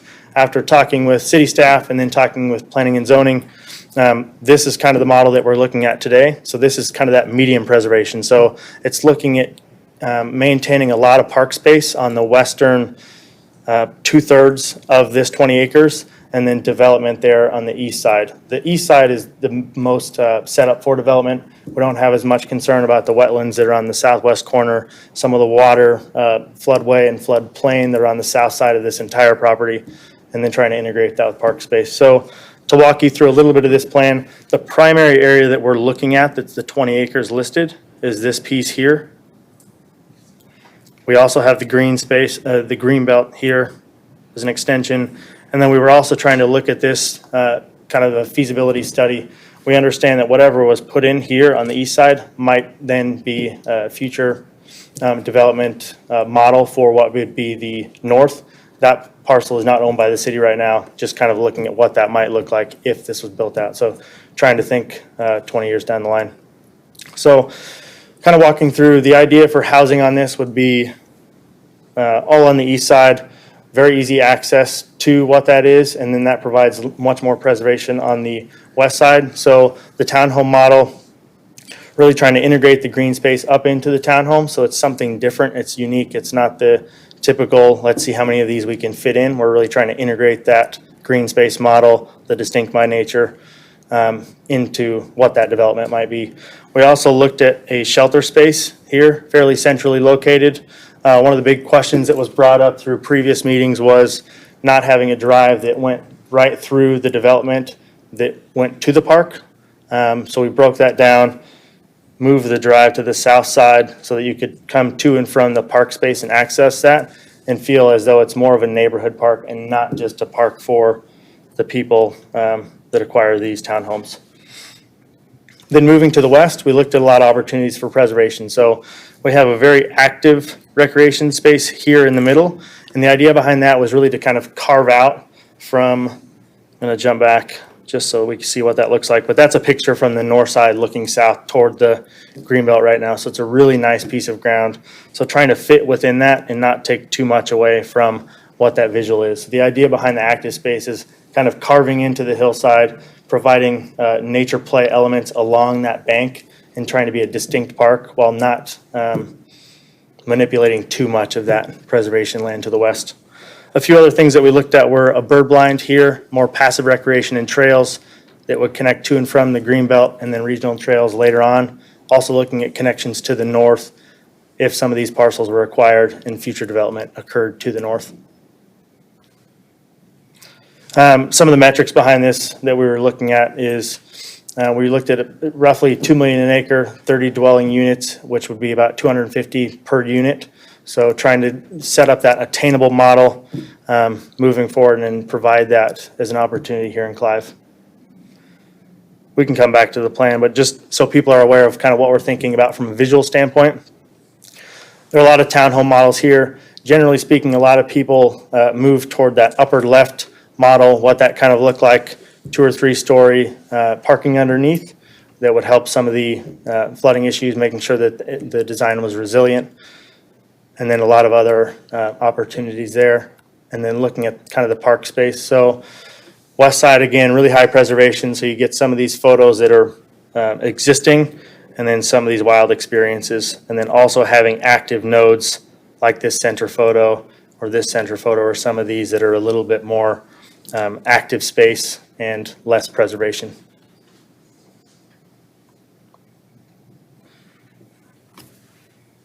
Any questions on this plan or where, kind of where this is derived from? One more little bit of information I wanted to share. You're probably asking yourself, well, how could Todd ever agree to a plan like this? But I talked with park staff in Urbandale and Waukee, and so this is the location of the park. This circle is 1 mile radius, and then this is a 2 mile radius. And all these dots are either current parks or parks that are planned to be developed within the next 5 to 7 years. So looking at that, and then actually the plan that we came up with and the preservation of the site and how it abuts to the greenbelt, the park will feel much larger than 2/3 of 20 acres because it'll blend in with the greenbelt. Similar to the experience at Porter Shelter. If you think, if that park where the shelter and the ball field and the parking lot were sitting off by itself, it'd seem much smaller than how it blends in with the greenbelt there. And just the way that we're utilizing the site and maximizing the natural flow of the site and integrating the play elements.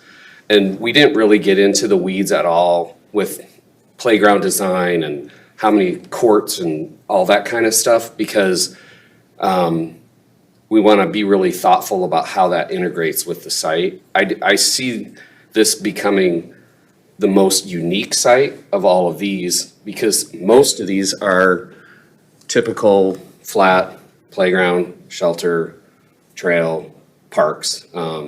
This big purple dot is the big regional park they're doing in Waukee. We had thought about a spray ground, but there's a spray ground right here.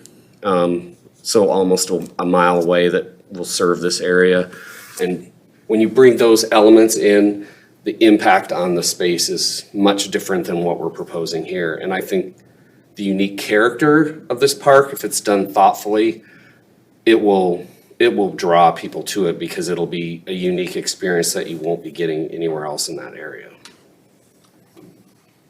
And if I could add to that, Your Honor, this is, as was alluded to, Colt alluded to, this is the wilds, identified as the wilds area in the Greenbelt Master Plan.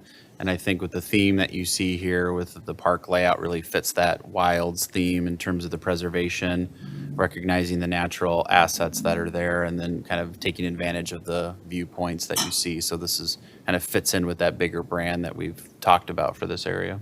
That brings up a question with public art integration as it relates to that. Definitely a possibility. You know, I don't know what the plan is there, but I'm hoping that's part of the plan or will become part of the plan. Absolutely. Yeah, okay.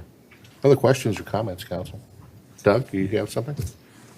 Just wanted to make sure that as we're kind of talking about this particular park, one of the key variables when we started was this question of what is the use of the land? The city owns the land. We purchased it many years ago. We'd envisioned it to be a part of a regional park concept. We came into this planning process with the desire to answer that question. I just want to make sure that you folks are kind of weighing in on that because we've presented a plan that shows the utilization of some portion of this park for some development purposes. It doesn't have to be that. You own the land. If you want to make it all park, that is certainly a choice that could be made. We wanted to explore this idea of having some integrated development because we see it as an opportunity for a couple of different things. One, if we don't need a 20-acre park and don't want to maintain a 20-acre park, maybe we can use some of the land for a development purpose, whether or not we simply sell the land and invest that into the park, or whether or not we're partnering with the developer to have a higher yield or return of investment for our standpoint. The other side of that development question was this idea of advancing some goals potentially along affordable housing. And again, we had a lot of discussion about this previously, but as we put together this plan, it was very intentional in trying to come up with a development that is very much the Clive way, but can be done in a way that is or maintains some level of affordability. So again, the easy answer would have been a bunch of large single-family lots, sell them for $150,000 a piece, and put $700,000 houses on it. That's the easy answer. And if you said, sure, go sell some ground, that's what the developers are going to do because it's the easy answer.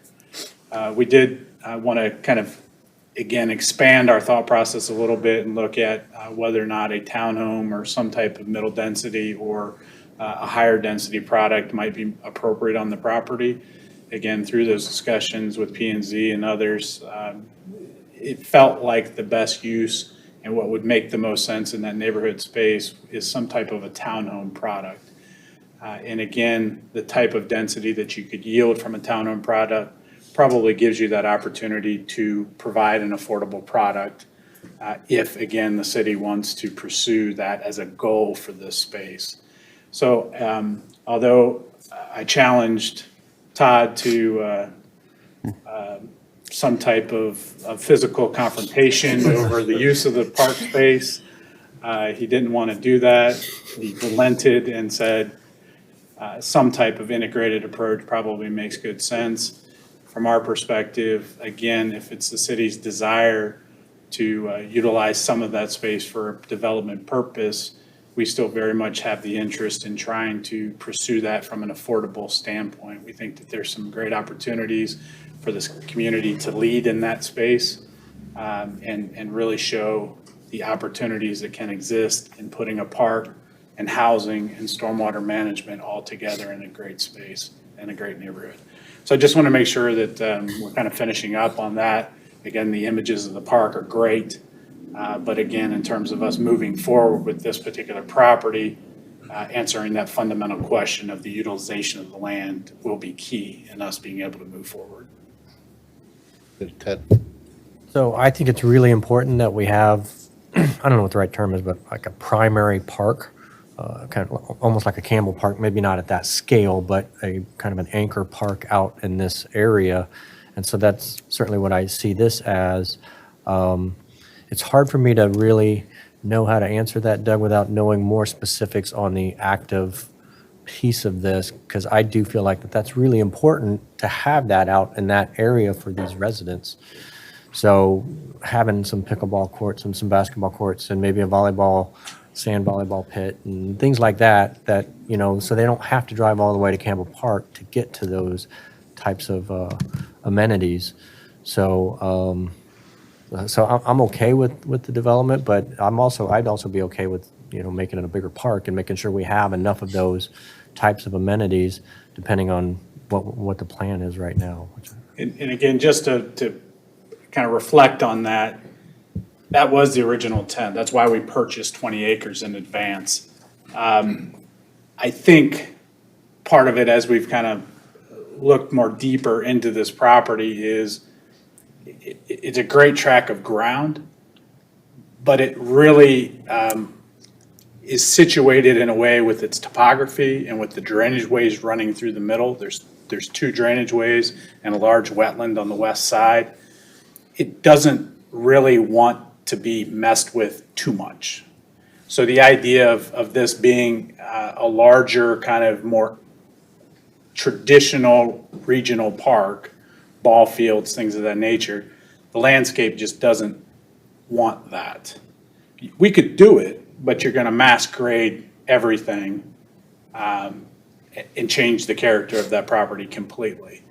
I do very much think that there, again, as the plan indicated, an opportunity to kind of carve into the space to have the ball, the pickleball, the volleyball, the basketball, things of that nature. But this just isn't a property in our minds. It's going to be situated well for large soccer, baseball type orientation. Gotcha.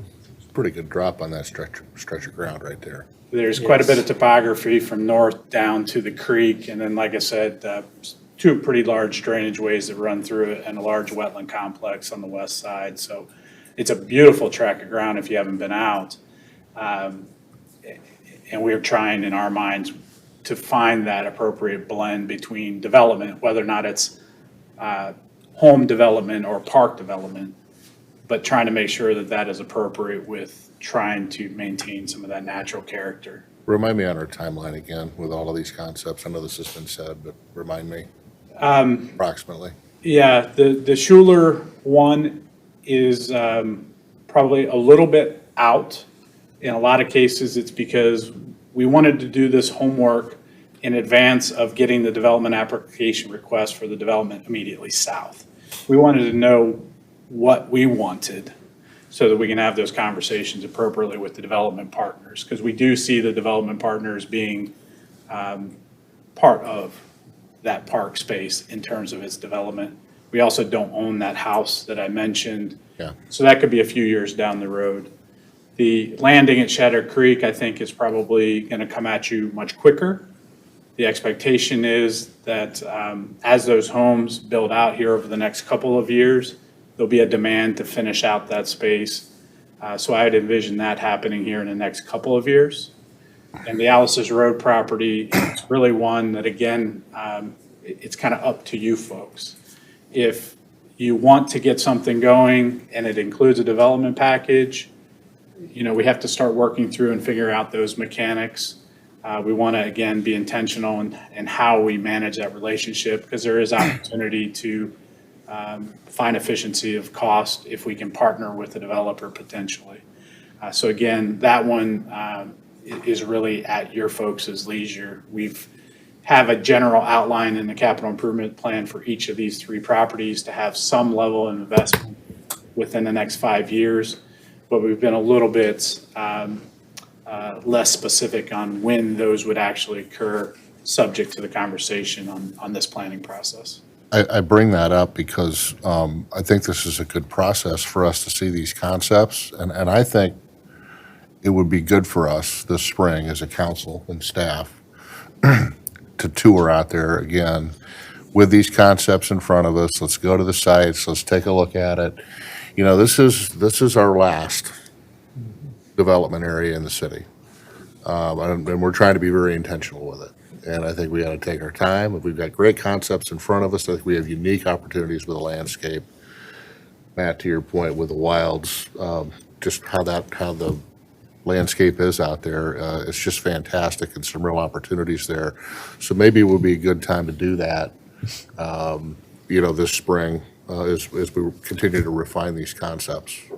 Jointly with the park board, I would. And with, yeah, absolutely, as well. Yeah, Eric? Mayor, that's a great idea. And we did that several years ago, but I'll tell you, really getting out there, boots on the ground, and really talking through this along with the park board, I think it's very, very helpful for all of us to really get our hands around this. But on the Alice's Road Parkway, Doug, I like really the concept of the triumvirate of both parks of wetlands and stormwater mitigation, and also the development concept, for a lot of different reasons. You know, these are our costly investments right there, and any chance we can do to, you know, incorporate the development aspect of that to help offset some of the costs is always a good thing right there. Plus the fact that, you know, you almost have a built-in, when you incorporate the development, people living there, you almost have a built-in you do have a built-in population that's going to really utilize these facilities right there. I mean, look, if you've got pickleballs right in your backyard, you're going to go out there and you're going to use it. The same thing for whether it's basketball or really whatever it is. You know, the trails, it's just going to really motivate people, especially people with bikes and on the trails, things of that nature. They want to kayak, whatever they want to do. I just like that kind of built-in, and the kind of built-in, we've got the population with all the different recreational activities right there. I think it's very worthwhile.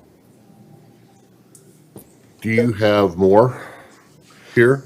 No, this is it. The other Doug, thank you. Real quick thing to touch base on that. The nice thing about having the park on the west side, as we kind of developed, is as Alice's Road develops, if that expands and gets wider, it's nice to have a development break and buffer between park space and what Alice's Road may become. So it's nice to have that development pushed over there, and it's just easier to access in general. Yeah, good. Matt? That's a good thing to point out in terms of where the CIP has Alice's Road being reconstructed in this area, at least the intersection of Alice's Road and Meredith. And something when we go out there, we can talk about in terms of that intersection itself will be reconstructed to finish off the Meredith piece in 21. And so depending on how far we get down with the Alice's Road portion to the south of the intersection, you know, we may want some of that to happen too, to something to keep in mind before you have development activity in that area. And I think to even further Councilmember Klein's point, I think when you have that residential component so close to the park, beyond just the usage, I think there also is a sense of ownership too, in terms of upkeep, and then thinking about our volunteer management program and having, you know, the adjacency of a higher density residential development that doesn't have their own personal green spaces as much as some of our single family areas have. Right. Having that park adjacent to those higher density residential could almost become kind of they're going to own the park. They're going to make sure it's taken care of. They're going to make sure people aren't misbehaving in the park. I think there's a sense of ownership there that we have in our own residential, single-family residential, kind of smaller neighborhood parks, that you could see even to another level with this larger park space and that higher density residential development. Yeah, great points all around. Great discussion. Mayor, we do have a couple part where maybe Gloria and Yeah. TJ, maybe they'd like to add something. Yeah, well, I wanted to thank Gloria and TJ for being here, for your great work on the board. Any comments that you'd like to share? If you do, please come up and share those with us. Just state your name and address for the record, Gloria. Well, we know who you are, but, you know. Back to the Schuler one where we talked about possibly more tables. I come from an environmental education background of working in a park for 23 years. We had one picnic table and we'd have 100 kids there. The kids is set on the ground to get back to the earth and to who we are. And you know, we put them at tables. We only use the tables to keep the equipment on. And so just to have the space is more important than to spend the money, in my opinion, for more tables to set on, because kids are losing the connection to the earth. I'm sorry, but it's a fact. So that's all. Well, Gloria, thank you for all your great work. Thank you for being here as well. TJ, good evening. Good evening. Happy to be here, and I also want to thank the council for their efforts in supporting great parks here in Clive. I know you just put some money into Campbell Park, which is right by where I live, and you put new surfacing on the basketball courts and some new basketball courts. I can tell you they're getting used. In fact, I saw a elementary girls basketball team having a practice on those courts.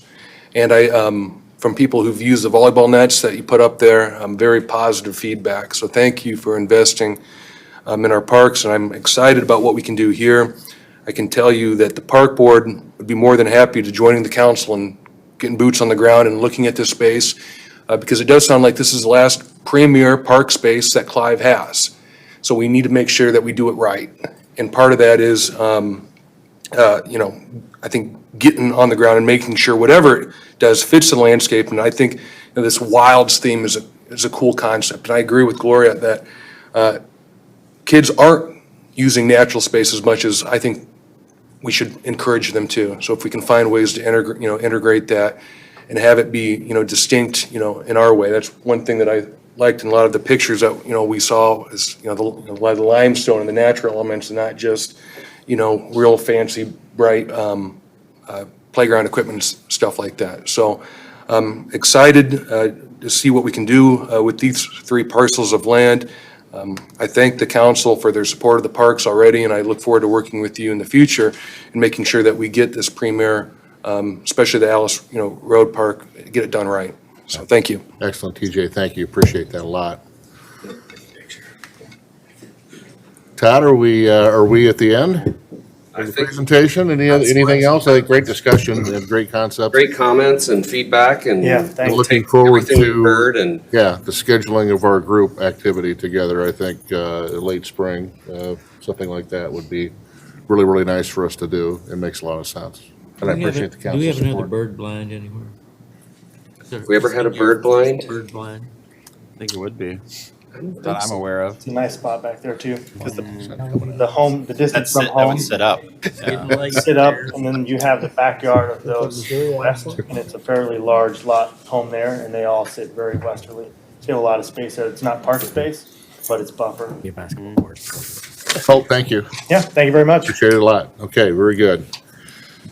So we're gonna get to item number 2 under presentations here, and this is process improvement from Leisure Services, and Todd. Let's just keep going, shall we? It's Todd's night. We are exchanging a Hawkeye for a Cyclone, just for the record. So Oh, that is It's a strike. Net positive. Hawks have been winning for 6 years, just saying. Anyway, Richard, I'm doing you a favor, because we're taking care of the Leisure Services process improvement for the year.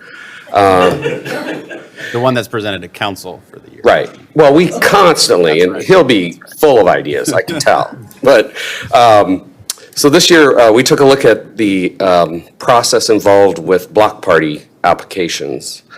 And Tiffany Blue, who, if you recall, was here last year, got great reviews on her presentation, is back for a repeat performance with what we've come up with for block parties. Good evening, Tiffany.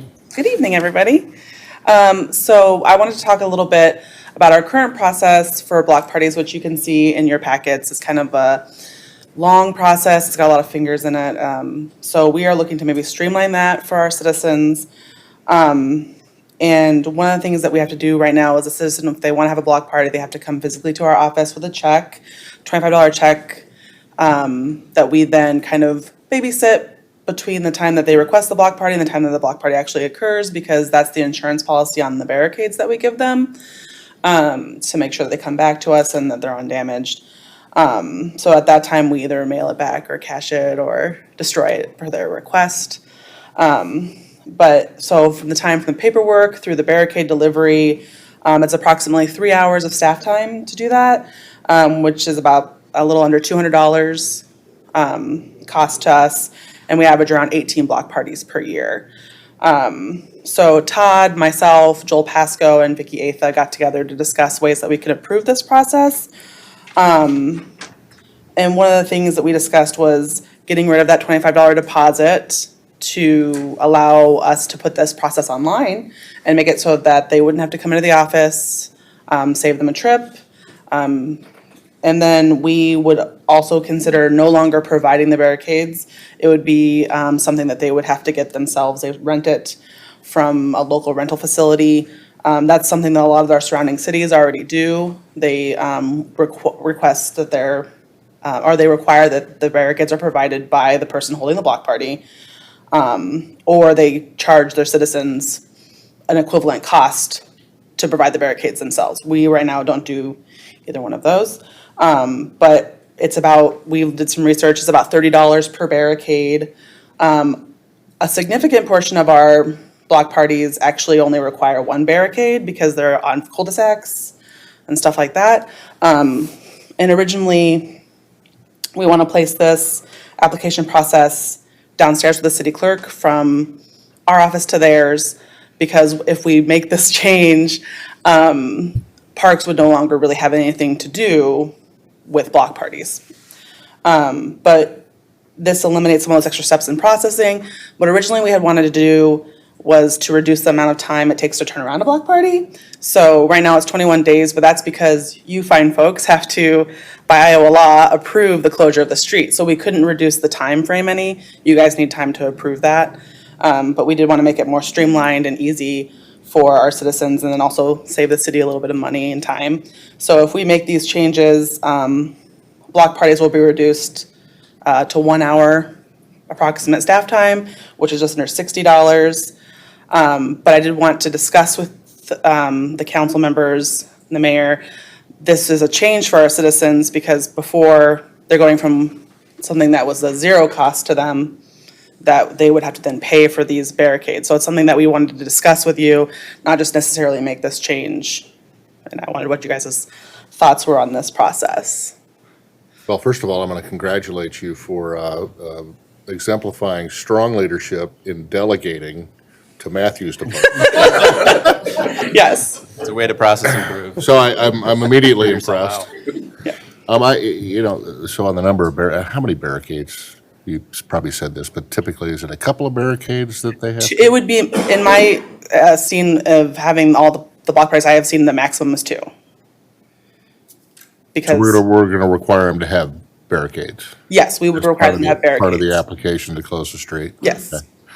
Okay. Thoughts, council? My fear is that people, when they have to do it themselves, because right now with the process, we drop the barricades off in the applicant's front yard, they put the barricades up, party's over, we come and pick up the barricades right now. My hope is that, or my concern would be that people just aren't going to do it anymore, right? They're not going to go out to Bonnie's Barricades or United Rentals or wherever and get the barricades, an extra step for them. So therefore, you've got this block party without barricades, and you don't have any traffic controls out there. That would be my concern. Other thoughts on What's been shared, Council? John? With the prior reservations, aren't these block parties, aren't they more or less annual affairs for a lot of the neighborhoods, repeat business? Did we capture the email addresses of those?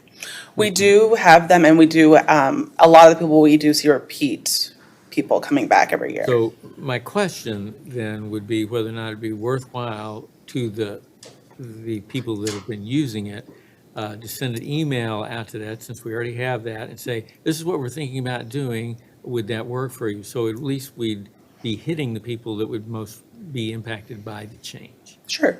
Yeah, I think that's totally something that we should do and would be doable. We want to communicate with our citizens about something that would be a small change, but a major change to their process. Susan, anything on your end? No, I think it sounds like a good idea. I mean, is there the possibility we can just store some barricades that they can come get? We do already own barricades. So there is, I mean, there's a possibility that Todd and I and Vicky and Joel could reconvene to discuss, maybe not necessarily having them get their own barricades, but use ours at a small, like, instead of a $25 deposit, make it a fee, Yeah, rent it to them. and then keep the process, you know what I mean? I like what you're doing with the process. I think it's a good idea. I see how you're trying to streamline it. It makes sense to Sure. do that. Maybe just a little bit of buy-in. Okay. And maybe a little bit on the barricades in terms of making them, at least making them available. Maybe some folks just aren't going to take the initiative to go find them. I think the survey idea is a good option to get some feedback and see what their reaction is. If it's favorable, would you be okay if we move ahead with what we're recommending? If it's not, then maybe we can come up with an alternate plan. Because our ultimate goal was, it's just a lot of staff time, especially for park staff. They got to run them out on Friday and then run back out on Monday. And it hasn't happened, well, but once, but the barricades did disappear. And So Matthew and Joyce will be doing that now. Right. Yeah, running the barricades back Is that and the forth. Summit Drive robust party that those barricades disappeared on? I'm not sure. I think that was the one, yeah. Last year. Yeah. It was a very robust party. Allegedly. Am I correct on this, or we're no longer doing fire engines as part of block parties anymore? Fire engines. Yeah, They stop, can come. they stop by. Yeah. they do, okay. They They have can a time. request that if Very they're popular, available. too. Okay. Usually I we guess make the they need to police have more officers block aware parties. too, and they'll swing by if they're in the neighborhood. Well, I think you guys are on it. Let's continue to refine it. This is a great thing to focus on. And so, thank you. Sounds good. Thank Very you. much. Timetable, you're trying to have it done by May 1? Well, we'd like to have it in place for this season, so we'll be reconvening pretty quickly. Very good. All right. Thank you. Thanks. Thank you both. All right, we're going to move to reports now. And Pete, we're going to start with you. Nothing to report, Your Honor. Thank you, Pete. Ted? That's a good report. MPO last week, we got on the STBG, so the Transportation Block Grant application for the I-35 interchange. So it's a $3.1 million. So that application has been submitted, and we are hoping for a March recommendation. And that's No, that- 9.3 over 3 years, right? I think, isn't that what? Sounds it's a right. I mean, three-year- this it's a year- three-year request, right? Yeah. 3.1 per year for 3 years, yeah. 9 million total. Yep. Had anything coming to the surface on prioritization with the DOT commission on that? I haven't heard anything. Not yet, okay. Stay tuned. And no mention of it. Okay, thank you. Eric? Nothing. Yeah. I wanted to thank everyone for coming to the chamber dinner and for the kind words. Most appreciated. I'm going to tag onto that and just, once again, John, congratulate you as our Citizen of the Year for 2019. Very proud. It was a great evening. I've run into multiple people kind of across the spectrum about that evening. And I think it was about the people, and it was about those that were recognized, both our Business of the Year and Nebraska Furniture Mart, and of course yourself, John, and the people that were there. And it was a full house, and we were well represented. And so I appreciate everybody being there also. So that's what I have. Susan? Nothing to report, Your Honor. Madam Counsel? Matt? Just a few items this evening. Want to make the council aware, as I've gotten confirmation from one of our legislators and just got confirmation from Senator Schneider tonight that they will be in attendance at our next council meeting to provide a kind of the mid-session legislative update. Haven't heard back from Representative Confers quite yet, but trying to get those scheduled over the next couple of meetings here as we're getting into the heavy part of the legislative session now that we're past the first funnel. Also wanted to mention the mayor and I attended the next meeting of the regional water discussion, but what I would say about the discussion today, which with all the entities involved, that there was actually some movement forward and starting to get some things off the list, probably, Mayor, for lack of a better term, of actually starting to work through some of the critical issues and having some frank discussions on what can or cannot happen and what are some things that need to be considered. So I know they're really trying to ramp up those discussions over the next month and a half to get some decisions made and have some entities kind of say whether they're in or out here over the next couple of months. We'll be bringing that back to you once we get a further picture of if Des Moines Waterworks decides to adjust their kind of term sheet, as they've called it. Sounds like there'll be some modifications to that based on the discussions of these meetings. So I would say it was probably more productive than previous meetings that we've had, so which is good. Last thing I wanted to mention, this will be something that we'll be actually bringing forward at the next council meeting. Have to move it up a little bit.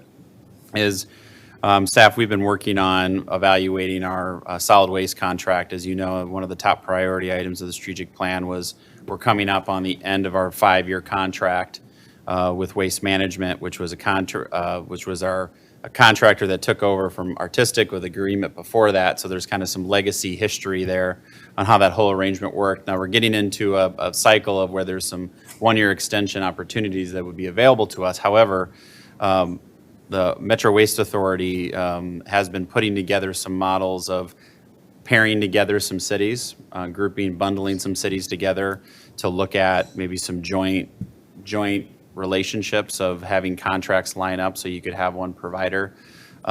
Clive is one of the communities that we did not have a Metro Waste Authority managing our contract. Most of all the other communities have that. In fact, the other 2 that don't are actually going to be going to that model. And so that's something that I'm going to, myself and Leslie from Metro Waste will be presenting that to you at the next council meeting to actually have Metro Waste Authority negotiate on our behalf and kind of take over the management of our solid waste contract, because this will present an opportunity for them to negotiate a group of cities for likely a new solid waste relationship. That would be more of a long-term play. And we'll get into more of the details of this at the next meeting, but we have extensions that we could utilize that would afford us maybe some cheaper costs in the short term. But if we're one of the only communities that isn't in this bundling situation, it puts us in a harder negotiating position when those extensions actually run out.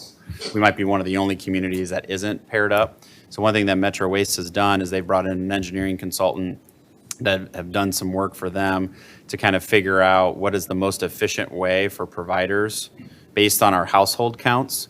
So for example, if you pair a few cities together based on all our household counts, does it give a truck a full week of work from Monday to Friday in terms of pickups? And so that's like the most efficient way that haulers then can provide the most efficient price to communities. So there'll be a lot more details on this, but I just wanted to kind of give you a primer that it's something that we're considering and we want to bring forward to you for further consideration. We have a decision point to make here in March. By the end of March is when kind of a 90-day window of whether we could have signed on to a 1-year extension with Waste Management. I think that would still be on the table even after that time period, but we wanted to make sure to get this in front of you in March to give us all the available options and kind of talk through those scenarios. But a lot of work's been done here over the last month. Appreciate Metro Waste kind of taking the lead on this and bringing a lot of communities together. Grimes, which is one of the cities that was in a similar scenario to us that was managing their own contract, has here just earlier this week signed on to an MOU with Metro Waste to do exactly what I'm talking about. Johnston is right behind them, and then we would be the last one of that group. So she's been kind of working with the 3 of us and the 3 city managers. We've been kind of talking about the options here. And then we'll kind of talk through what are the optimization potential of what communities we could pair with that would provide a hauler the most optimized household count. So they've kind of run all these numbers and some fancy spreadsheets that I appreciated, but that could be some kind of a unique opportunity. So it's more of a long-term play versus a short-term gain position, but something I think the council should definitely consider, and we'll bring that forward to you at the next meeting. And we're going to couple their annual update that they normally do with that same discussion. Good idea. Questions for Matt, council? Matt, thank you. Matthew, any other correspondence? Council, anything else for the good of the order? Seeing nothing further, we're going to adjourn at 8:14.